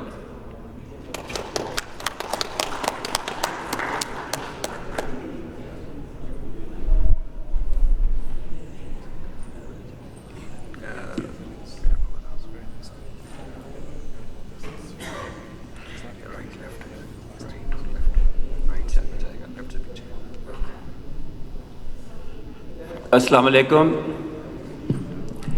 Before I talk about Open, let me quickly give you my relationship with APPNA as well. I have been an APPNA lifetime member since 1995. I was fortunate to hold a position of president of KEMCANA, which is King Edward Medical College Alumni Association of North America. I was also chairman of the board of trustees for KEMCANA, also was president of local Dallas chapter, then also held multiple committee positions in APPNA as well. So there has been a long time relationship in the physician community I had through APPNA, and it was a great opportunity to learn in terms of leadership programs and the development of leadership programs as well. I left medical practice, left seeing patients when I was 55, and then got luckily into the hospital business. I was probably one of the very few physicians that you will meet who was the sole owner of acute care hospital in Dallas area. So ran that hospital for about 7 years. During that time, I also had other healthcare ventures as well, including home health, hospice, clinical research company, and then my own medical practice, and also multiple dialysis clinics. So I was exposed to the business side of medicine early on. And after I left completely my operational businesses in 2018, so I had an opportunity to learn about Open. Open stands for Organization of Pakistani Entrepreneurs. And honestly speaking, up until that time, I was here in US for almost 35, 36 years. I never heard about this organization at all. But once I joined them, I'll tell you a little bit later how this relationship started. But honestly speaking, when I joined them and started talking to different members of Open Charter members, I became their charter member as well. And most of the times, somebody would say, I sold my company for $50 million. Somebody would say, I sold my company for $200 million, $1 billion. And I'd say, where do you guys live? I have been here for 40 years. We all physicians think that we're great entrepreneurs, of course, but not to that scale. So that intrigued my interest, and I had a lot of time at hand at that time because I had left medical practice as well. So I became their charter member, and then also started a chapter in Dallas as well. Open has about 15 chapters all over USA, as well as in Toronto, in London, in Dubai. Now they're starting a chapter in Riyadh, and they have 3 chapters in Pakistan, Islamabad, Karachi, and Lahore. There are about 450 chartered members.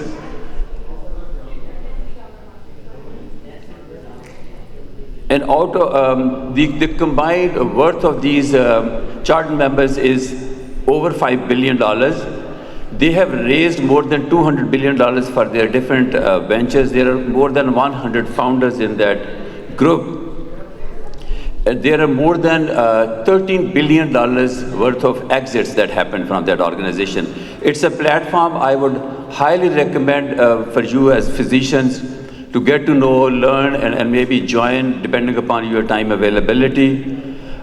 But this has given me an exposure to an entirely different area, and I started investing in, I probably invested in 5 startups so far.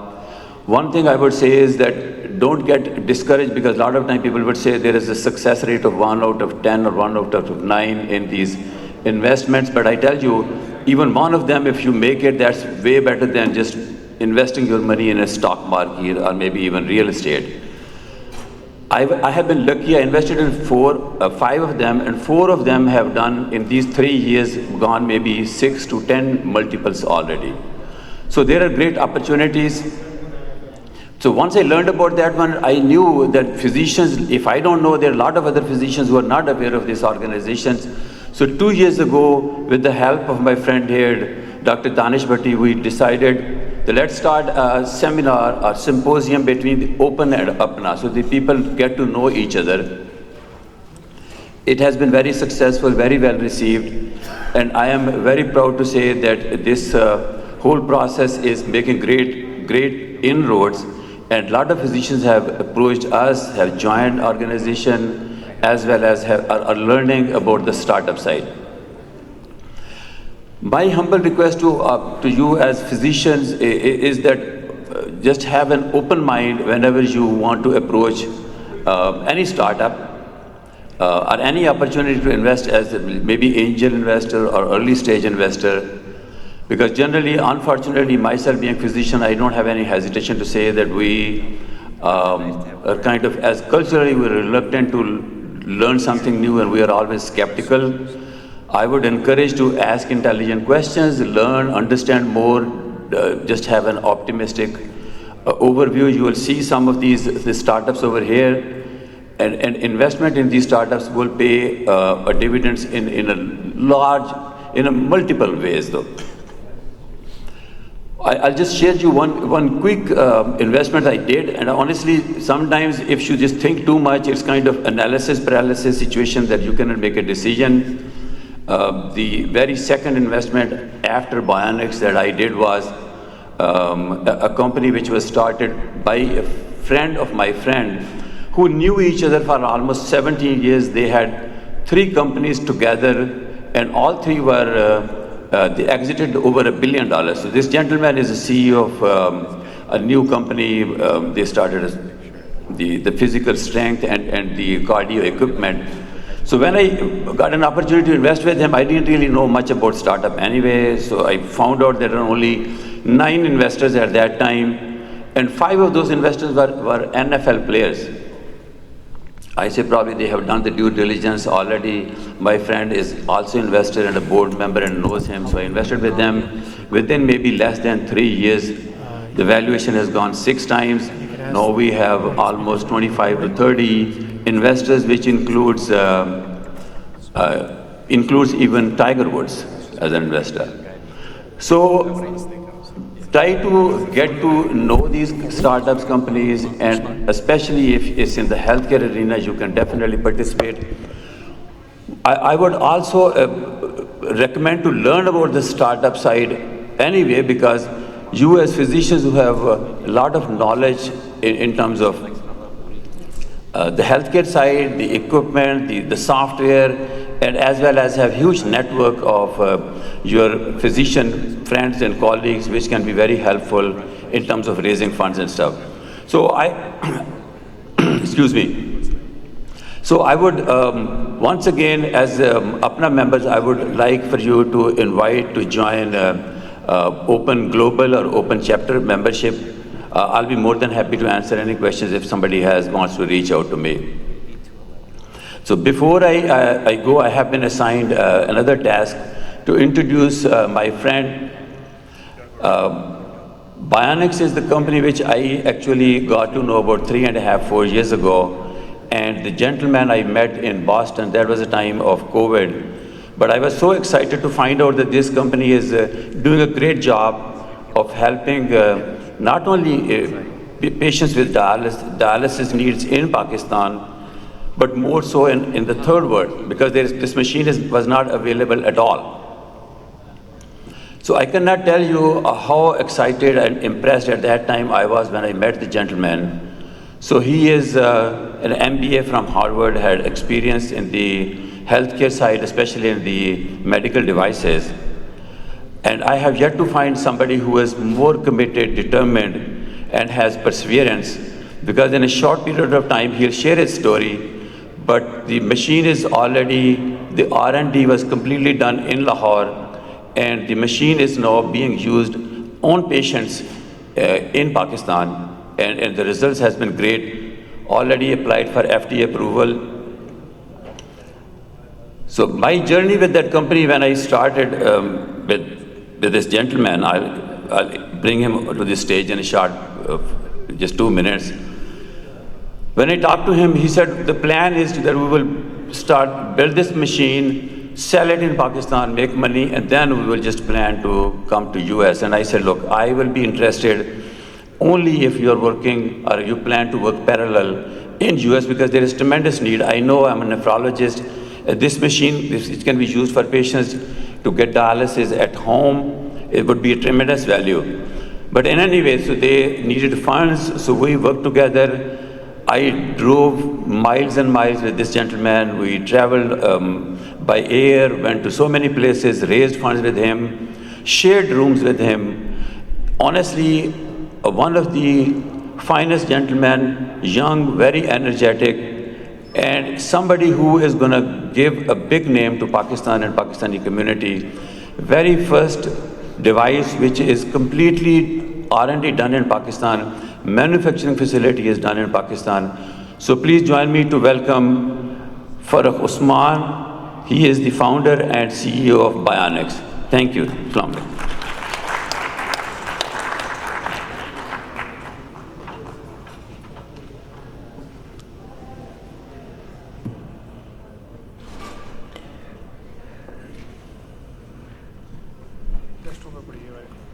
आपने वो ली जरा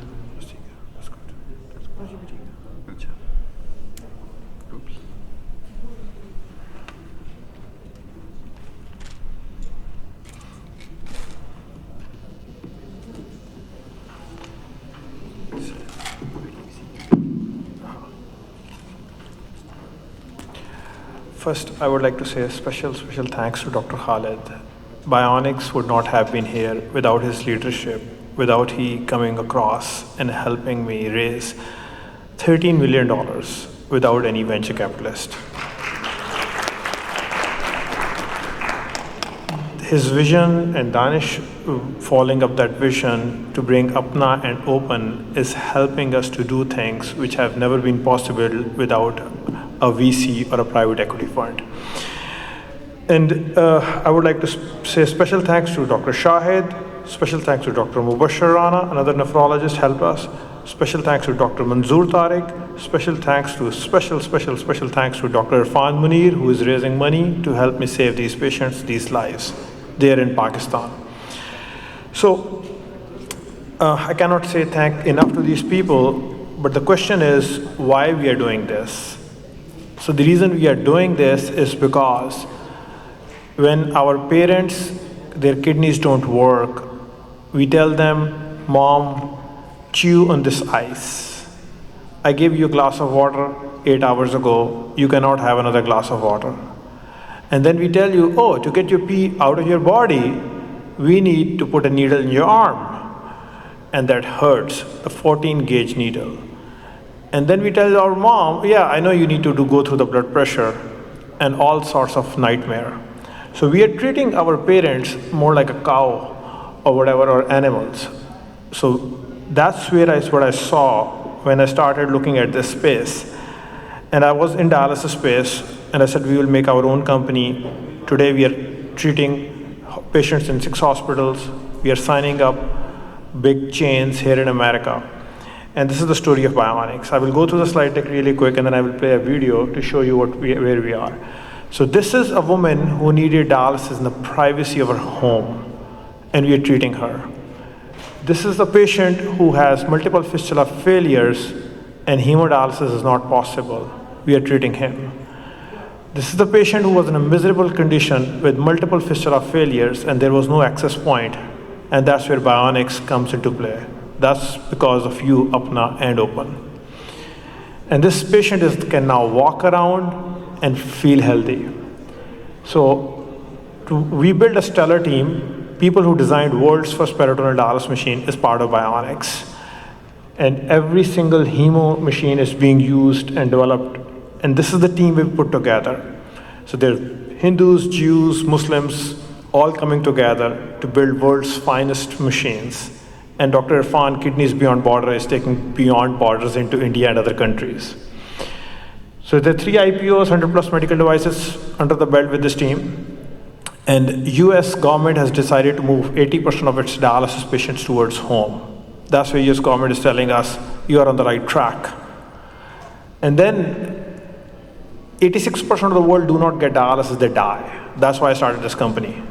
14%, the finest of the finest clinics here in America who get dialysis, we put acid and toxins into their body. They lose their muscle, they die. And that's where bionics is coming up with new form of dialysis, where we will be doing acid-free and toxin-free dialysis for the first time in the history of dialysis.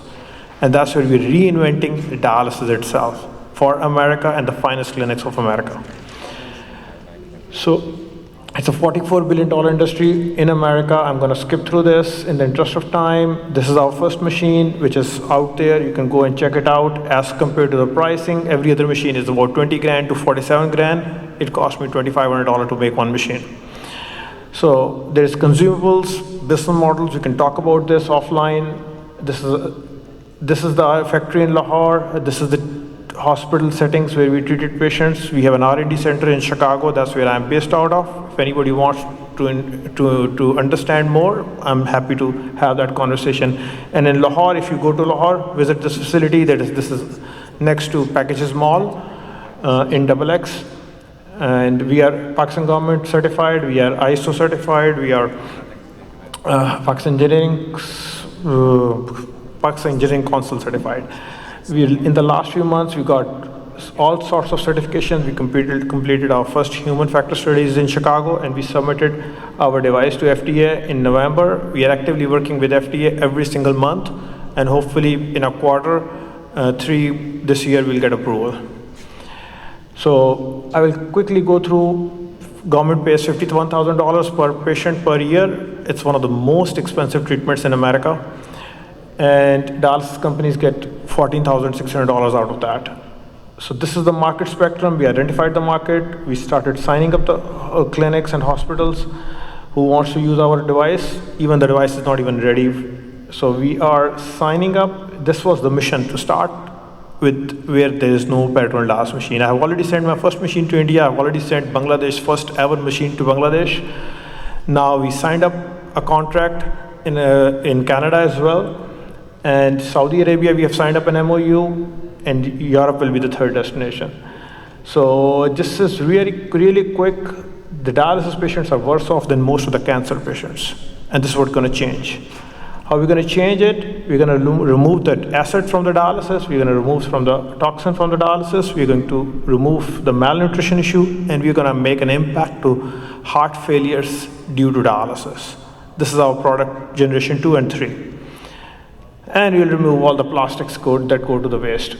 So these are the GDEs. We can have a separate technology session. These are the boxes. They will go away. I'm going through really quick.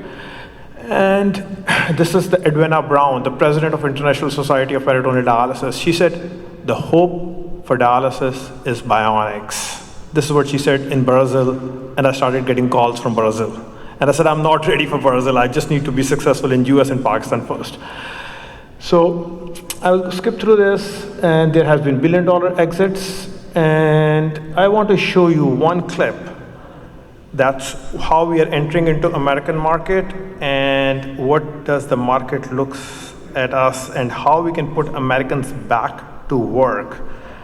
Because the way we are treating those patients, they fall out of the workspace.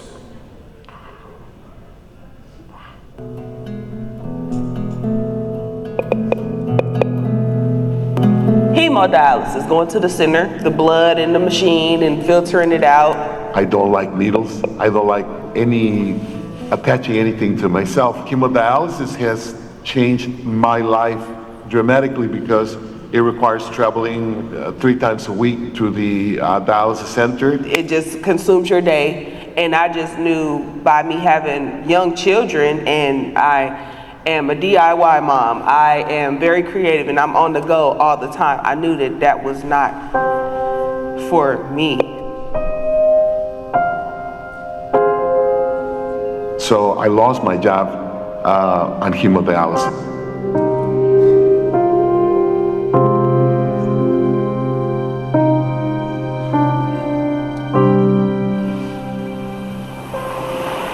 There's opportunities to improve the quality of life of the patient. Our philosophy is that living is more than just staying alive.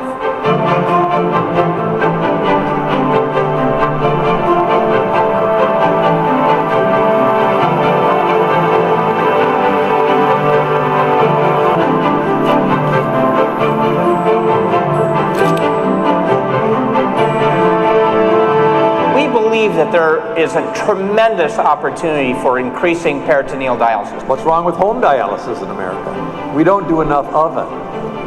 The national average is only 12%. Why can't we be at over 50%? Mexico is at over 70%. We are way under the target of rational acceptance. What we are doing is trying to provide that 80%. There's really good evidence that if you give people free choice, and unbiased education, easily 50 to 60% of people will choose dialysis at home. We think that bionics brings a quantum leap to that. What I see here is a tremendous opportunity to make advancements, and that's where I look to the bionics team, because they are really on to some exciting innovations. You have a win for patients, you have a win for society. This is so powerful that I became an investor, and then I became a reinvestor, and then I became a reinvestor because I've seen the progress that's been made over the past year, and it's just light speed.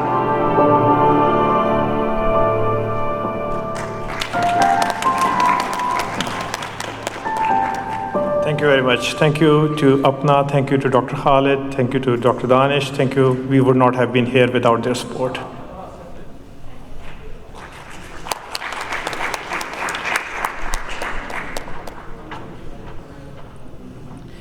All right, let me invite Dr. Murtaza Najabat for his quick presentation, less than 10 minutes on his startup.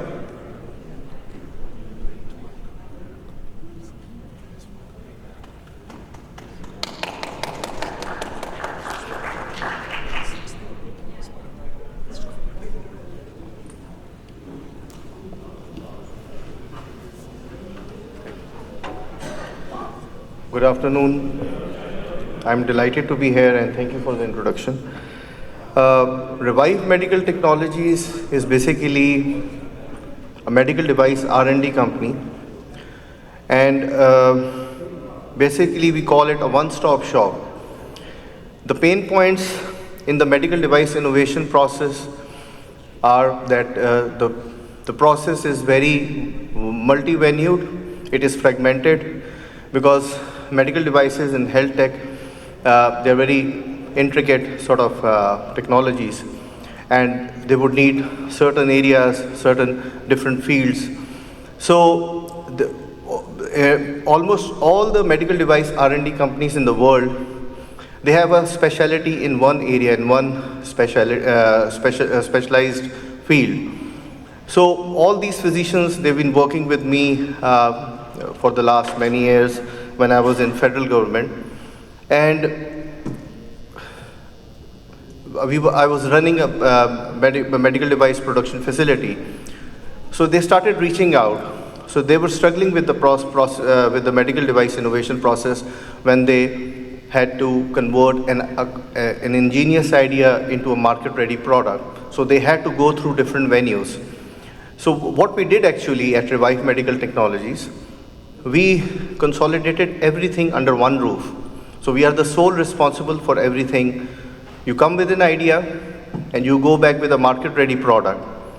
So we provide two kinds of services. One is related to the product development, and the second is related to the manufacturing process. Because myself and my seasoned team, we have been working for the last more than 2 decades in the production, in the R&D, in the teaching side as well, and in the IP and technology transfer of the health tech and medical device technologies.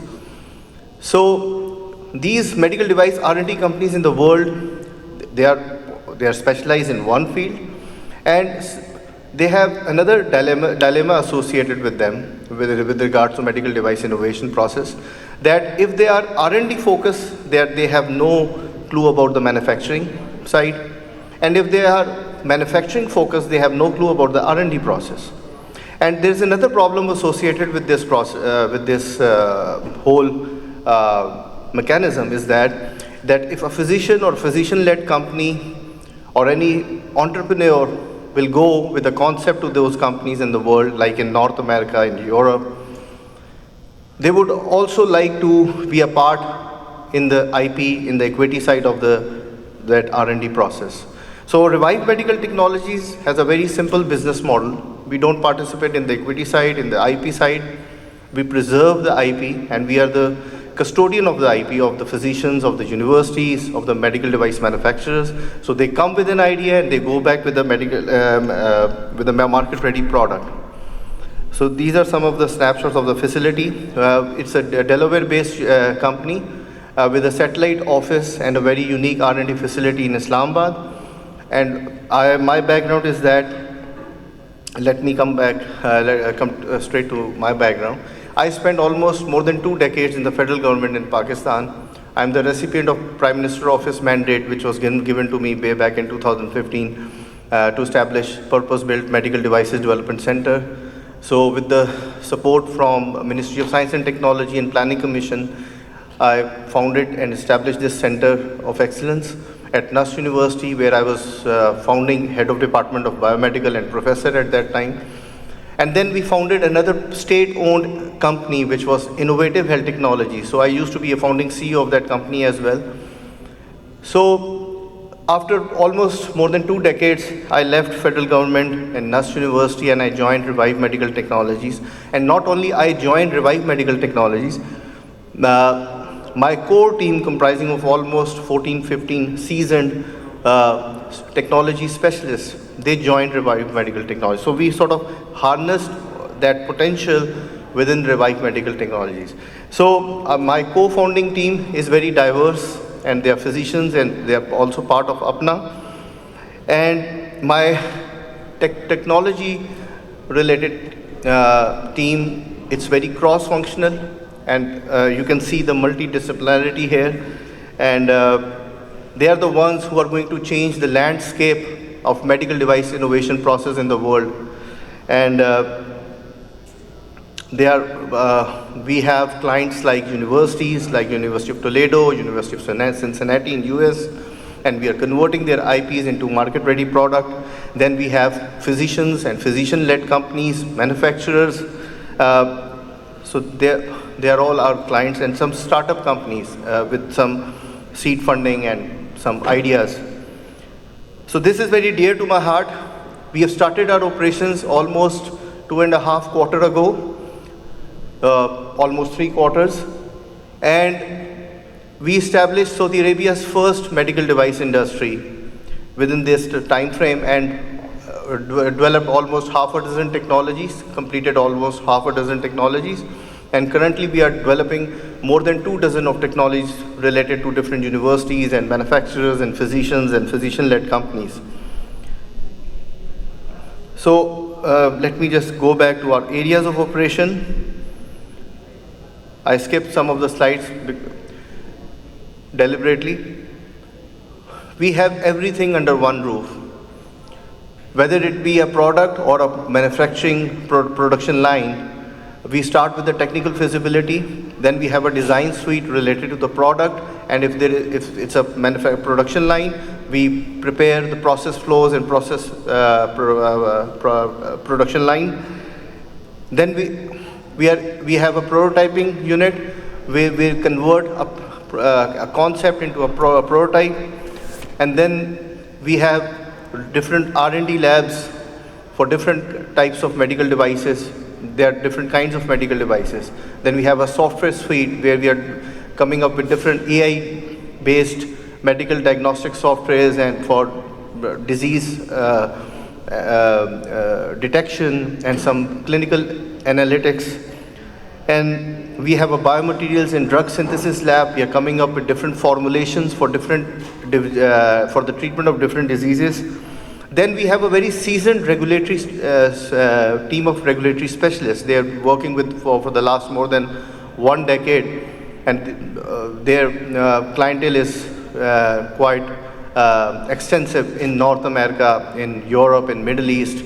They are working with US FDA. They are working with European Medical Device Regulatory Body. They are working with UK MHRA, with Saudi FDA, with MDMA Malaysia. And come big names like Medtronic, like Daiichi Japan, they are their clients. So this is our actually traction, the financial traction. The good part of the traction is also that cross-functional team. We managed to sort of put together that seasoned team that has been involved for the last almost 2 decades, not only in the R&D of the medical devices, but in the production side as well. So we give end-to-end full range service. We convert a concept into a product, and then we also provide manufacturing related services with the help of this seasoned team. And these are all traction. As I've told you, that we've spent almost 2.5 quarters till date. These are the financial figures you can see here. The opportunity is quite big. The obtainable market, as you can see, is approximately $700 million. So what we are in the process of expansion our operations, and we are very unique because, as I've told you, that we are providing full range end-to-end services. And secondly, we are economical as compared to the cost factor as well as with the time factor as well. We are time efficient because this is one venue operation, and you don't need to run around with different venues. For example, I can give you an example. If this is a medical device and it needs some software, so you will have to convert your concept with some entity related to the software. And if you need some biomaterials and some medical grade electronics, you will have to go to another venue for that. And then if it needs some coatings like drug coatings or very specialized biological coatings, you will have to go somewhere else. And for the regulatory approval, you will have to go and knock somebody else's door. So we do everything under one roof. That is actually the uniqueness and our USP. And we are actually in the process of raising funds because we are expanding. And with the pre-money valuation of like $20 million, we are actually raising like $2 million with the 10% equity.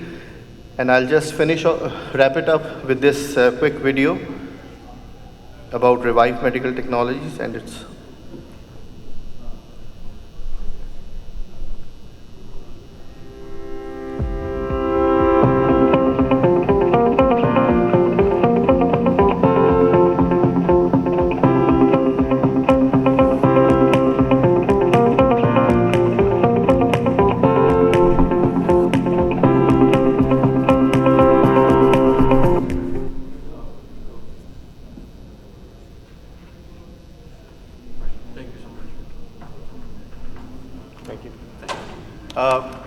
If somebody is interested, you can reach out after this session. Thank you very much.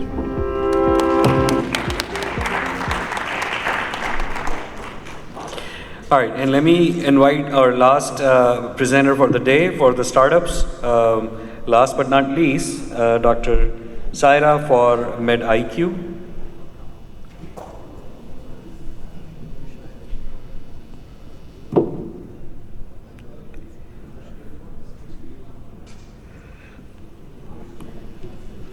So Dr. Saira Siddiq is one of our portfolio companies. She has raised funds through Parkland. She has raised funds through us, Tajdeed, and an amazing startup with potential. Well, good afternoon, ladies and gentlemen. I guess I'm here for two reasons. First of all, because we are a Pakistani startup who came out of Pakistan and expanded to be a regional player in the Middle East. And secondly, I think health technology is too serious a subject to be left to men alone. And that is the only reason why I'm here. When I look at the room around and the people around, I hardly see any women. So then I have to come out and stand for all those women who have the potential to come in front and show the capacities they have. So keeping jokes aside, the reason why I'm really here is because APPNA was the one who put in the first check in our company called MedIQ. So what is MedIQ? MedIQ is a platform ecosystem which is connecting health service providers, patients, and peers through its enterprise-level hybrid healthcare system. It's the smart healthcare, where people can choose between virtual care or physical care and interconnected by the interoperable electronic medical record. And why is it needed? We strongly believe that the healthcare should be accessible to everyone, and it can only be done if we can move the healthcare forward through technology which is scalable and at the same time sustainable as well for the countries like Pakistan. So if you look at what's the problem we are trying to solve? So in a country like Pakistan, where 50% of the people don't have access to healthcare system, and at the same time, 80% of the hospitals are filled with the patients who do not require to be there, and the healthcare cost is very high, expensive, fragmented. So what if we keep those hospitals keep those patients out of the hospitals and treat them at home, while at the same time only bring them to the hospital when needed? So this is the side of the story which is in the emerging markets. But why we expanded to KSA? Seems like complete contrast. But it's the flip side of the same coin. Because if you look at the KSA market, it's a very high cost market where people are overutilizing the healthcare services. Despite spending a high percentage of the GDP on the healthcare, the system is still as fragmented as it is in Pakistan, because the primary healthcare, secondary healthcare, the tertiary healthcare is not connected at all. So how did we start? We started as a B2B play, where we were providing white label technology solutions to all those healthcare service providers, like insurance companies, hospitals, who wanted to provide virtual care to their large pool of customers. So we gave them the technology, the health service providers on top of it, and our engineering team, which used our plug-and-play technology to support them in providing services to millions of customers they have. But soon after COVID, we evolved into a platform ecosystem which was providing hybrid healthcare.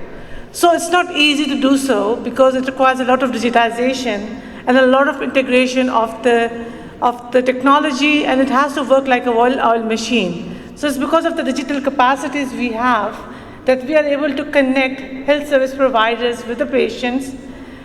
Patients can use healthcare services in a hybrid manner. The money coming in from the payer can be an insurance company, it can be a corporate, it can be a large company like a telecom provider. So we are acting as like the bridge between all three P's of the healthcare system. As a result of it, the patients not only get the healthcare service they need, it's more patient-centered. We're getting a lot of data which will help us in the next stage of our evolution, which is like developing the predictive models. And then what we're getting is the financial data as well. While we were trying to digitize the whole system, we realized that many of our partners needed to be digitized. So we developed the software for them as well. So we are actually solving the problem for three of our partners. For patients, it's the patient-centric care. For the providers, it's getting the healthcare they want to provide in an easy way. And for the insurance companies, it's cheaper healthcare at the lower cost of the healthcare services. So this is how we make revenue. So we make revenue through health service provision and through our technology. And since we started providing technology, so our technology is being used in more than 7 countries now. We started our journey in Pakistan, and a population which is like 50%, having 50% non-accessible healthcare, but having technology or like having internet to 90% of the population. Any service which provides healthcare through technology can be easily used by those people. So it was a success factor for us. Since our inception, you can see the numbers. So our GMV is in 2023 was $23.8 million US, and we made a revenue of $3.68 million.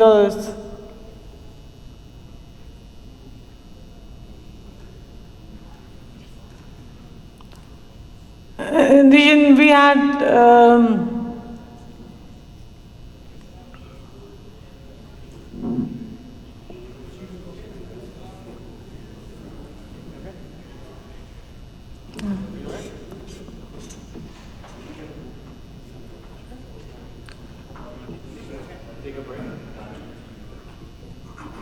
It's all right.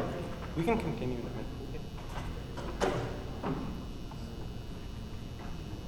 want to call it? You want to take a seat?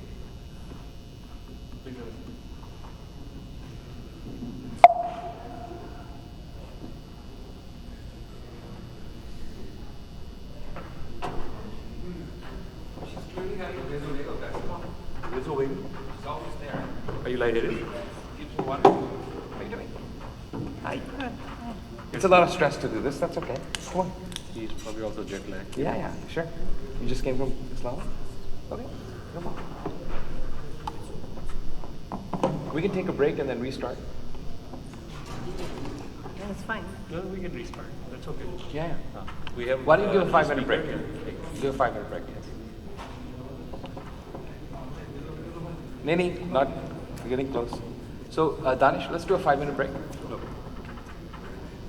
Ajay, Dr. Saab, we'll do a 5-minute break. Ajay? Can I hold your hand? Ajay, hold my hand. Ajay.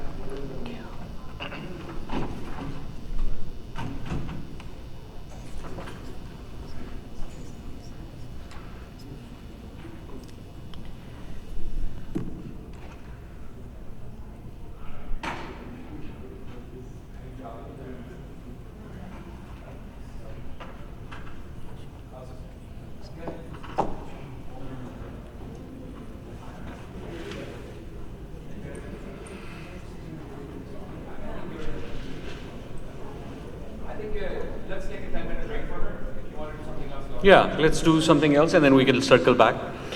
All right, so let me invite our next speaker who has been a trailblazer in healthcare entrepreneurship.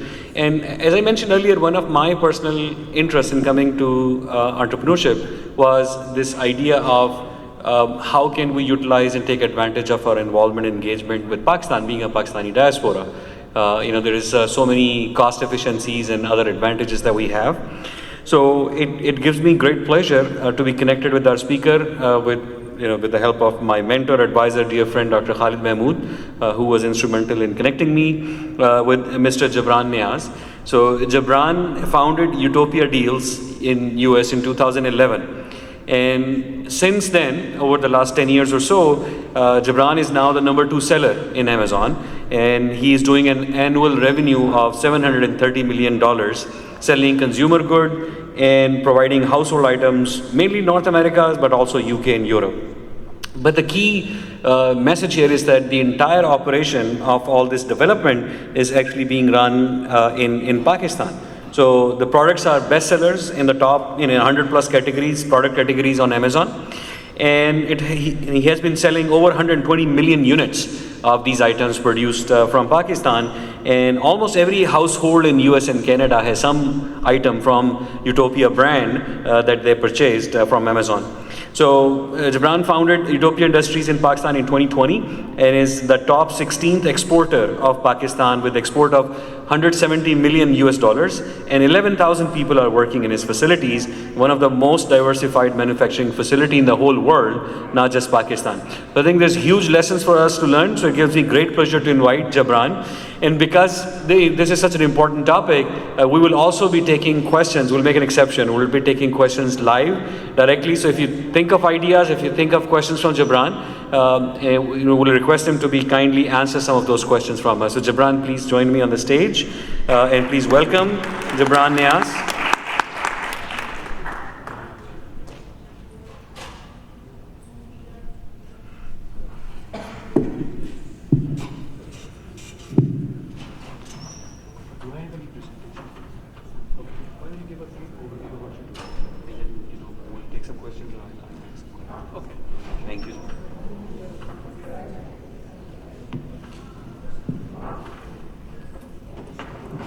All right, guys, I didn't prepare much for this, but I'll just say quickly whatever I have in front of me, quick notes.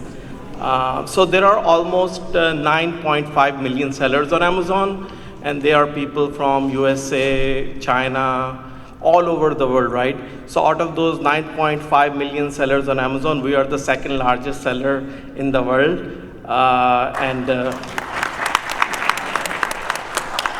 And as a private label seller who sells in their own brand, we are the #1 seller in the world. And the interesting fact is that all this company is operated by our young kids from Pakistan. We have almost 400 people who are based in Karachi, and they operate this company. So we don't have any key people like our finance. Every single aspect of the business is operated from Pakistan. So that is one interesting fact. So when 5 years ago we were importing a lot of stuff from China, and we saw that people are not making a lot of products in Pakistan. So we move our manufacturing in Pakistan and start making products that were not made in Pakistan before. Waterproof bedding, pillows, comforter, microfiber bed sheets, plastic and cookware products. So we start making a huge range of products from Pakistan, especially products that were not made or exported from Pakistan in past. Yeah, that's pretty much it. All right. So I see already some hands raised, but I'm going to take advantage of my position here because I have 100 questions in my mind already blasting. Let me ask you this. I was recently in Pakistan and I visited some pharmaceutical companies over there, manufacturers, and it seems like there's a big explosion in this interest in nutraceuticals or branded over-the-counter supplements, and it's a growing interest. People are moving towards asking or buying for a lot of these over-the-counter vitamin supplements, food supplements, things like that. Is that something that you've done in the past, have interest on, or what challenges you see with something like that approach with nutraceuticals? In US market? In US market, Amazon. So there are a lot of products who are consumables. They're hard to get FDA, and many of them are made in USA.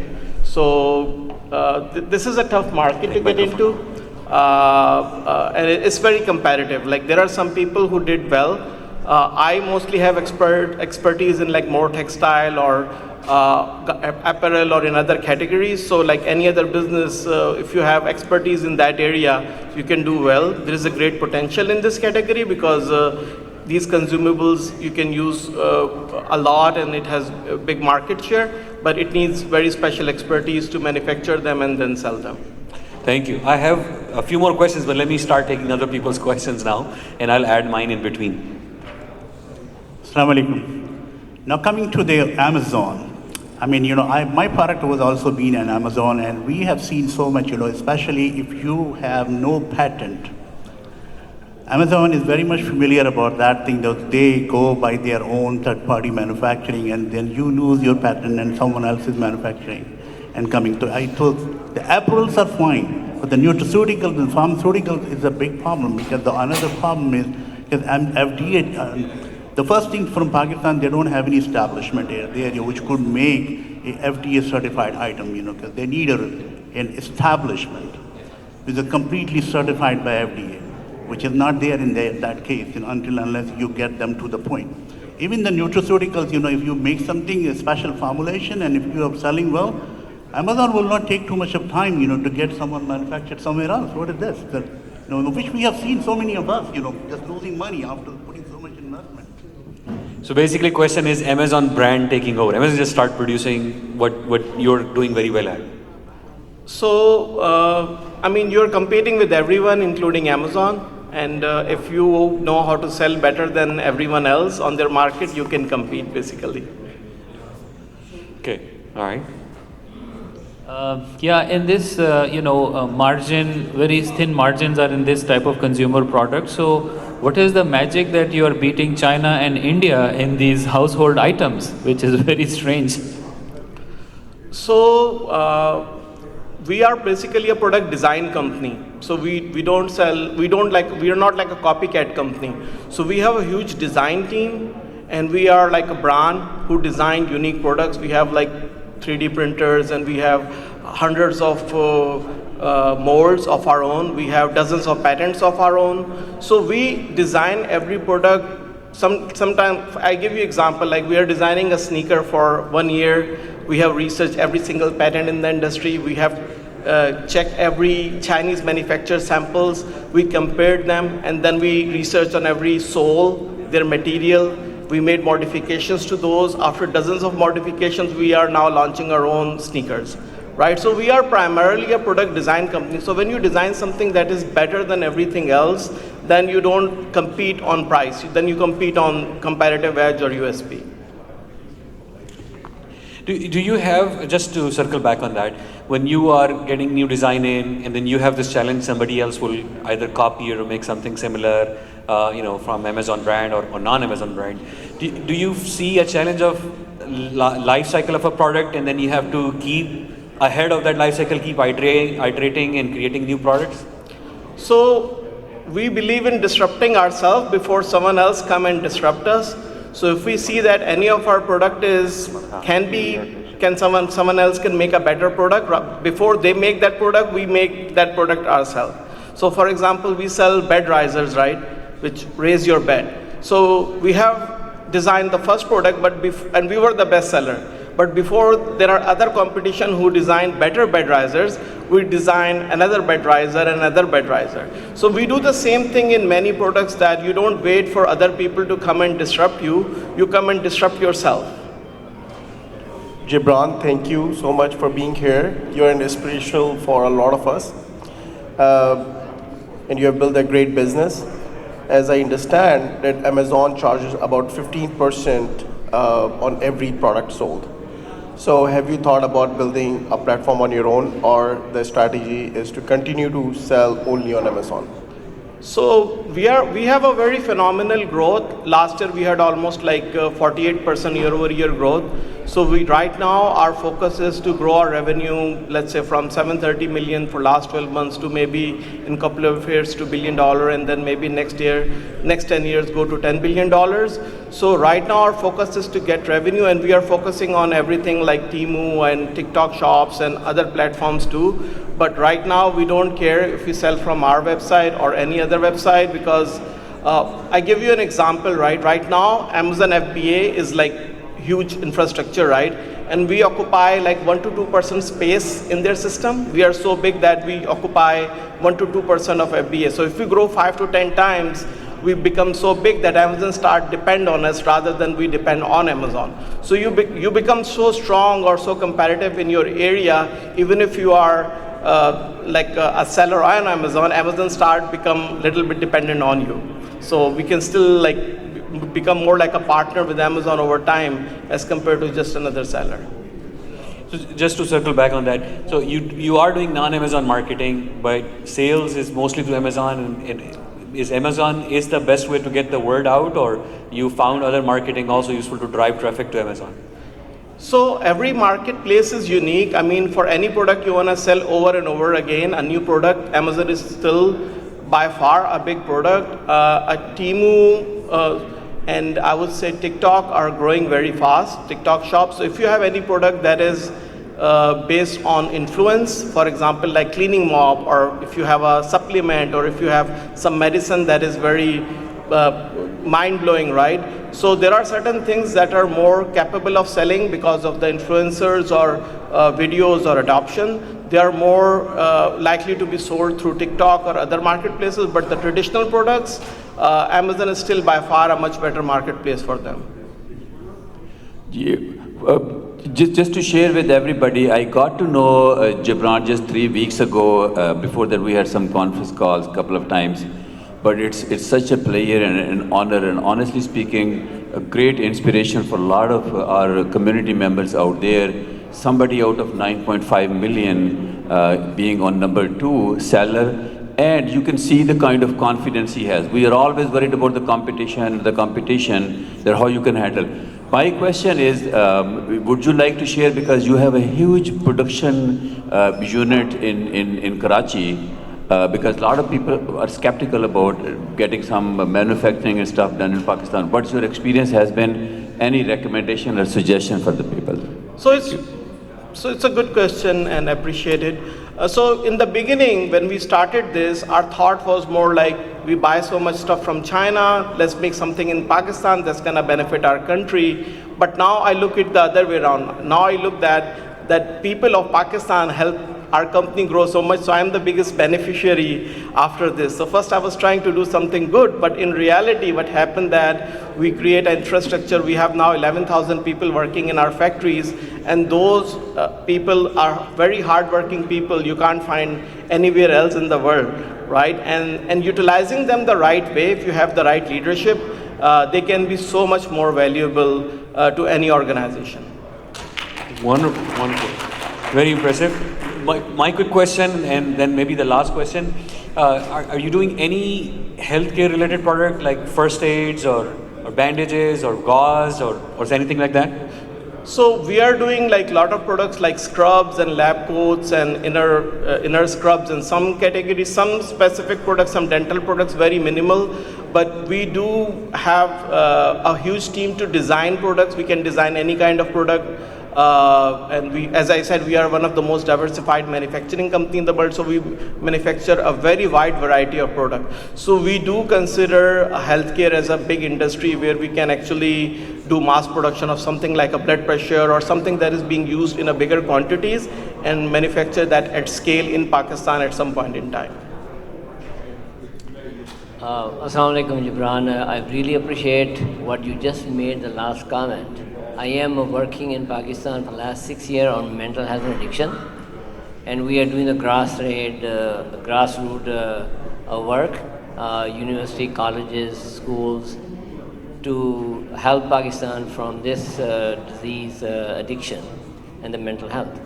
The second thing that I'm working on is diabetes, which Pakistan is #1 country in the world with 30.8% prevalence rate. And I have been engaged with the government and the university colleges to tell them this is a worst scenario in Pakistan is heading toward. Pakistan will have economic crisis because of the diabetes treatment cost. Number 2 will be the disability cost of the diabetes. It produces 6 disabilities: blindness, renal failures, strokes, myocardial infarction, peripheral vascular disease, limb amputations, wound issues. So Pakistan is heading toward that direction. So I am partnered with the Rawalpindi Medical University to set up this Pakistan preventive healthcare system. What comment you made, which that's why I stood up to ask you a question. People asking me why are you going to Pakistan and doing this and that, investing in Pakistan. They have a fear. The government is going to take over this and that. Alhamdulillah, you are doing wonderful and you are doing best. And they're telling me the successful story. The government does not do anything unless you interfere with them, right?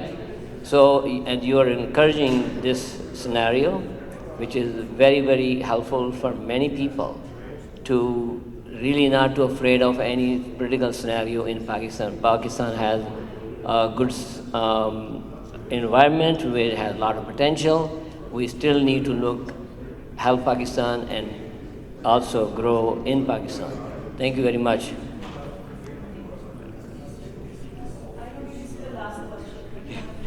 Yeah, we're running late. Let's make it quick, and hopefully Jabran can answer a quick one.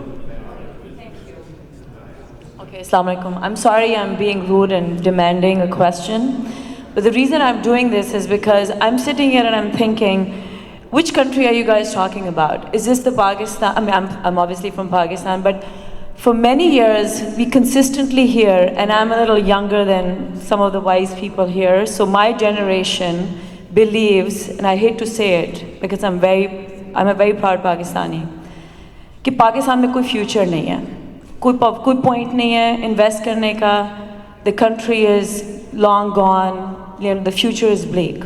So I'm sitting here and I cannot thank you guys enough for putting this together, because I'm like, is this really like my Pakistan? Are there people actually working so hard and doing such great projects? So thank you for putting this together. But the other thing, I'm still skeptical. I'm like, give me proof that you're the second largest seller in Amazon, because we practice evidence-based medicine. Data speaks for itself. So I mean, I do want to ask that question, but more importantly, I also want to make sure that people like myself know, because we don't know. I go to Pakistan. My parents Karachi mein. I go there every year. मुझे नहीं पता है. There's so many people who don't know, and we need to spend time and effort spreading the positive message, क्योंकि we have herd mentality, right? जो एक दो लोग करते हैं, वो सिर्फ थोड़े लोग करते हैं. Majority of the people follow the leaders, and we need that revolution. There's so many Pakistanis in this country who do not want to invest in Pakistan for politics, for government में हमारा कोई हमें bribe नहीं देनी है. We don't have any connections in the military. Whatever the reasons may be, they need to know this, because they can help you even propel further. Like, I'm extremely inspired by this, but I also want to know. Give me proof if you're number 2. But thank you. Okay, it's a tough question, but you can Google and you can say top 10 sellers on Amazon or top 100 sellers on Amazon in USA. But I give you an easy way to find out. If you take out your phone and go to your Amazon orders, search for Utopia, and most of you will find products you bought from me. So that's the easy way to find it. Thank you so much, Jabran. Thank you for joining us. Thank you so much. Such an inspiration. I'm gonna reach out to you with some bandages idea. All right, so let's conclude our presentation from Dr. Saira, and then we will invite our chief guest for his concluding remarks to end the session today. So Dr. Saira is going to talk about MedIQ.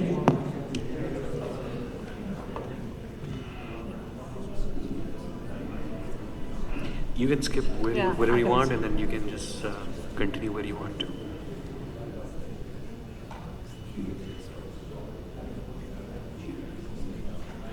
All right. Thank you. Well, a healthcare conference without a healthcare incident, ऐसा हो नहीं सकता. So I didn't know that I'll be the one who will be creating that incident today, but that's fine. So we were talking about, starting as a virtual care company, we evolved into a hybrid care platform, and because thanks to our non-digitized health service providers, we had to develop the softwares which made our processes more efficient, and we were able to sell those softwares abroad in different countries. So as a result of it, while we were developing services and technology for ourselves, we were at the same time creating another revenue line for us, that is selling software outside the countries to different countries where they were being needed. Anyways, so the idea of connecting all the three P's of healthcare system actually helped us in developing a technology platform which was according to the international standards. It's HIPAA compliant, high trust. It has certifications. We are now going for GDPR compliance.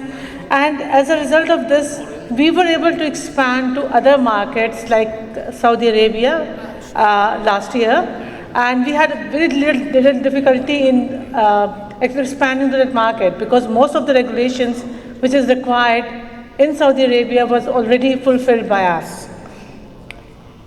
So yeah, how do we earn revenues? I think it was already discussed that we have our technology platform which generates the revenue as a white label solution, and then we have a services layer on top of it through which we earn the revenues where we are present physically, while in other countries we have through our white label solutions which is providing the revenue for us. And by having,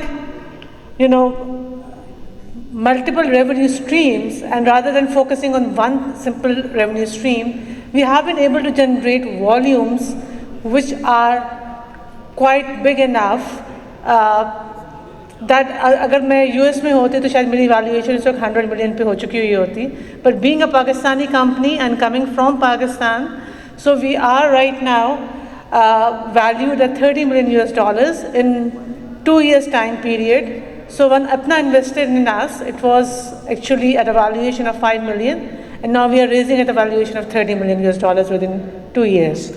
So our annual, as you can see, the GMV last year, the gross merchandise value is 23.8 million, and we made revenues in 3.68 million US dollars. So thinking that startup is only about burning, if you have a use case like healthcare, where without giving discounts, you can actually add value and serve the customers in a more efficient manner, you do make money, and at the same time you can grow your business much larger.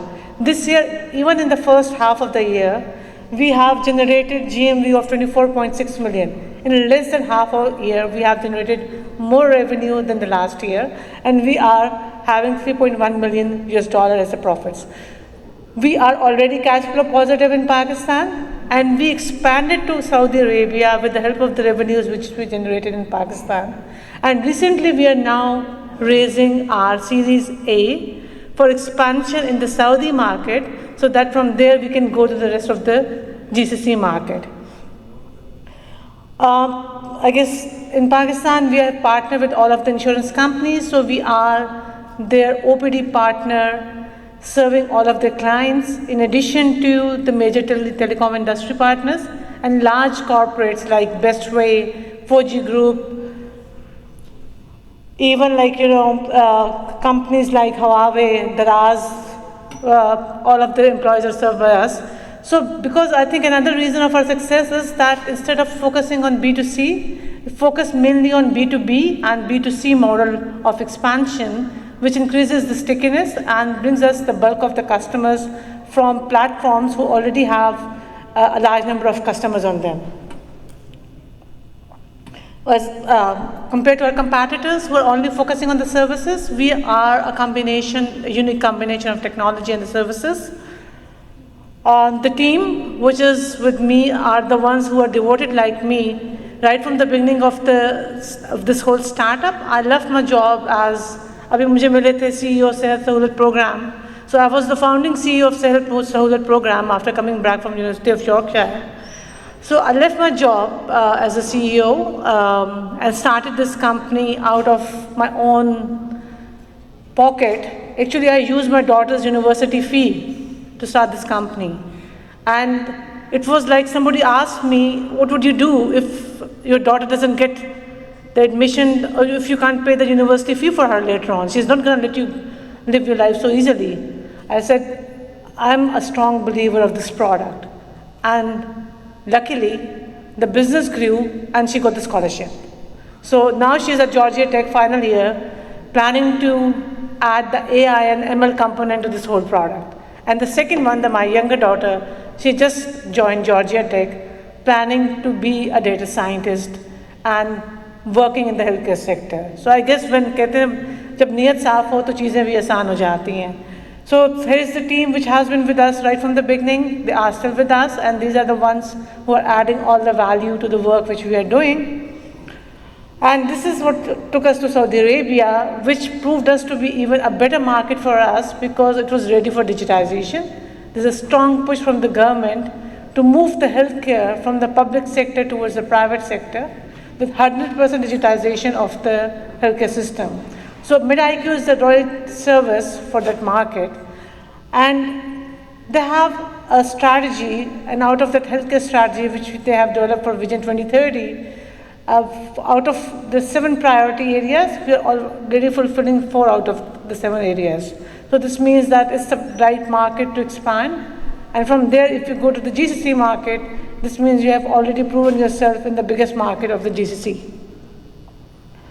Already established our company there, and this year we have generated about $1.7 million in terms of GMV and about $400,000 as the gross profit in the first 6 months of the year.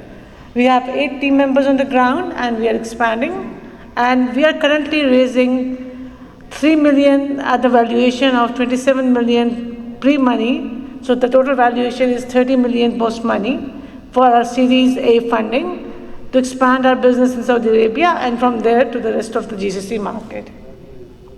These are some of our partners we are working with, and you can see there is a gradual increase in the revenue from KSA, the team which is there, and basically we will be using this money for growth and expansion in Saudi Arabia, and we strongly believe that because of our advanced technology stack, subject matter expertise, and on-ground presence, we will be rapidly able to expand in Saudi Arabia and the GCC market. So I request you to be a part of MedIQ, because we are not imagining a better healthcare, we are actually doing it. Thank you.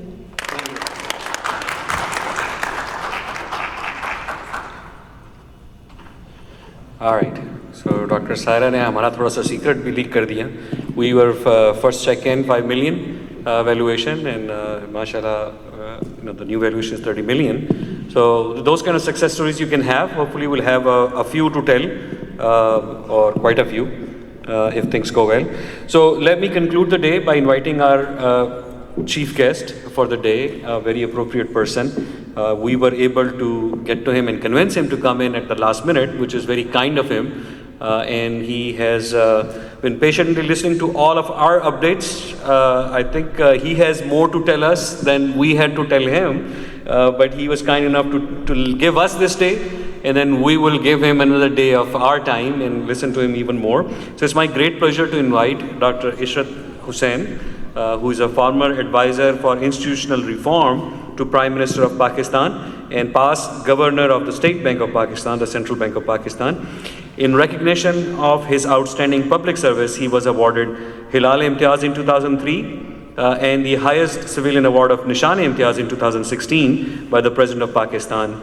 The Banker magazine of London declared him as the Central Bank Governor of the Year for Asia in 2005, and he received the Asian Banker Lifetime Achievement Award in 2006.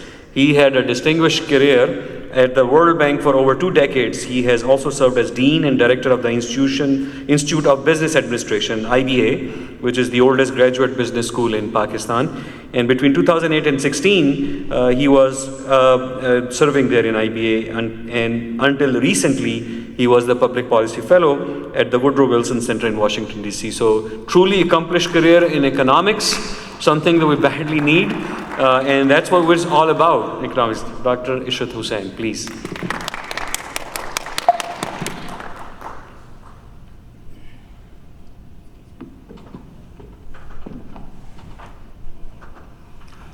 Bismillah ar-Rahman ar-Rahim. Thank you very much, both to Danish as well as to Dr. Shahid for inviting me here. I'm really impressed by the patience of the few of you who are left, who have survived for 4 long hours, and there are a lot of other things happening, so I want to pay my salute to you. For me, this was a learning journey, and I must confess that this was a very productive afternoon for me. I came to know about things which were not so obvious to me. And this, I must commend you, Danish, for providing me this opportunity. Pakistan is going through a very difficult phase right now. And it is our joint responsibility, both the Pakistanis here as well as Pakistanis living in Pakistan, to try to help the country get out of the present predicament which it is in. Now, the story is glass half full or glass half empty. And because there is a mindset in Pakistan which is highly negative in our thinking, that they don't believe anything which is positive, but they believe everything which is negative, the entire atmosphere right now for dialogue and discussion is highly toxic. And therefore, we have a greater responsibility to do things which are for the improvement of our country and for the future of our younger generation. This is a country where 60% of the population is below the age of 30. And every year, 1.4 million young men and women are entering the labor force, and we have to find jobs for them and gainfully employment. Therefore, the theme of this session is highly appropriate, which is entrepreneurship and innovation. I started the first ever Center for Entrepreneurship Development when I was at IBA Karachi with the help of Babson College in Boston, which is the #1 institution for entrepreneurship. And some of those young men and women who have graduated from the center have their own startups, and they are doing extremely well. It is true that the propensity to take risk is normally distributed, what does that mean? That means that 15% of the cohorts in that population of younger generation is able to take risk, and they can become entrepreneurs. 50 to 60% are risk neutral or risk averse, and 15 to 20% are risk fearing, that they just don't want to dip their fingers in the hot water. And this is the 15% on which we have to rely, because each entrepreneur has created, from my experience, at least 15 to 20 jobs. So as compared to career employment, which is now going out of fashion, as the jobs are being destroyed and new jobs are being created, and artificial intelligence is going to do completely different configuration, we have to consider employability rather than career as the stone or the foundation on which the future generation has to build itself. Coming to some of the examples which I learned today, Pakistan needs you, the overseas Pakistanis, especially the people present here, as intermediary between the United States and Pakistan. And what do I mean by that intermediary? The research and development and the emerging technologies for which the US is well known can be transferred and adapted to the needs and circumstances of Pakistan. Because you know Pakistan well, and you know the United States, and one of the examples I found fascinating, that R&D was being done in Chicago, but the back office was in Pakistan, and all other functions were being performed from Pakistan.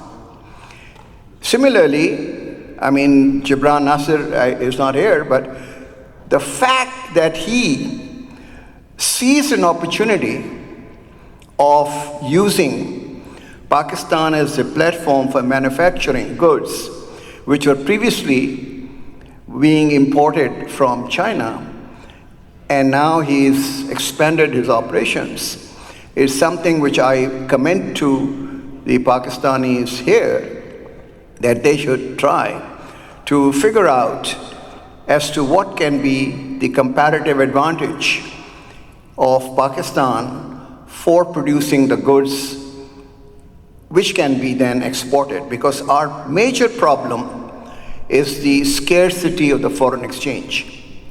So there are three sources of foreign exchange. One is through exports of goods and services. The second is through foreign direct investment. And third is through the workers' remittances. And US is doing extremely well as far as the remittances are concerned. But there is very little investment in Pakistan, especially export-oriented investment. And Utopia has proven that despite all the negative vibes about Pakistan and all what you hear, there are risk takers. Higher is the risk, higher is the reward. And therefore, they have become number 2 on Amazon, which is really very credible. So this example should be sort of pace setter for others in order to invest in Pakistan for export orientation. The exports of IT have shot up in Pakistan, but they are very much below what I consider is the potential of Pakistan. We have got only 3 billion this year, while India has crossed over to $200 billion of exports of IT services. And even if you don't go for 200, at least we should be able to go for $10 billion, which means that there should be a connection between the United States and Europe, the advanced countries, and Pakistan, because we can provide you the talent and you can use them, what I call as the labor arbitrage, because the cost of doing business in Pakistan is much lower than what it is in the United States. And you can train them and you can bring them up to date as far as the technical know-how is concerned. So I would very much urge APPNA and the people here like Open to consider these opportunities, both on the IT services as well as on the manufacturing side. And the manufacturing today is no longer fabrication of good. It is highly dependent on intellectual property. So as Gibran very correctly pointed out, if he was not designing the products, which is the value addition on the higher end of the value chain, and if he was just imitating and mimicking the other goods, he would have no competitive edge. But the fact that he was investing in R&D and also doing the design, so the intellectual property content of the manufacturing today is very high. And therefore, we have to get away just from the low labor costs.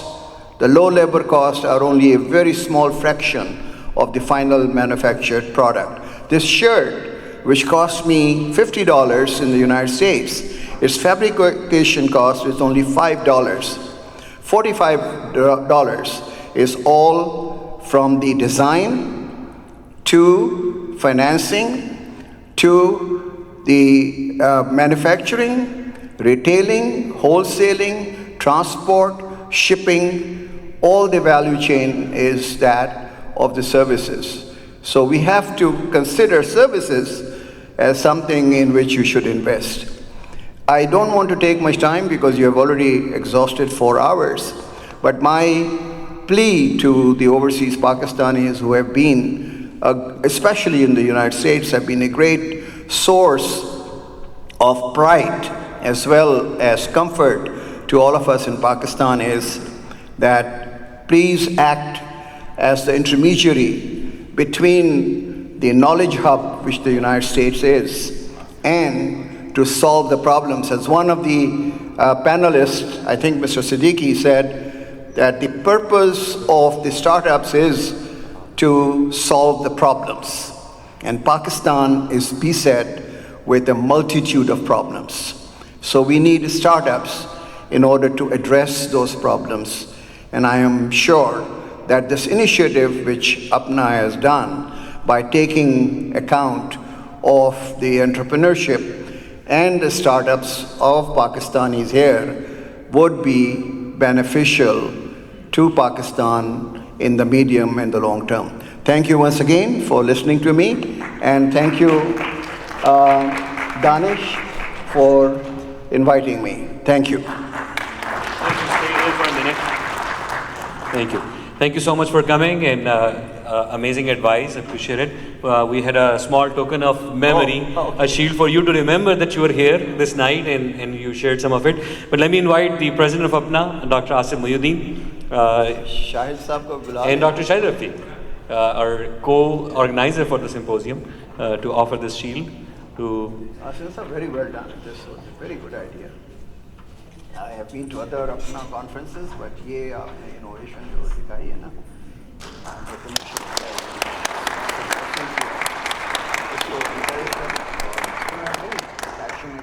we have a great talent.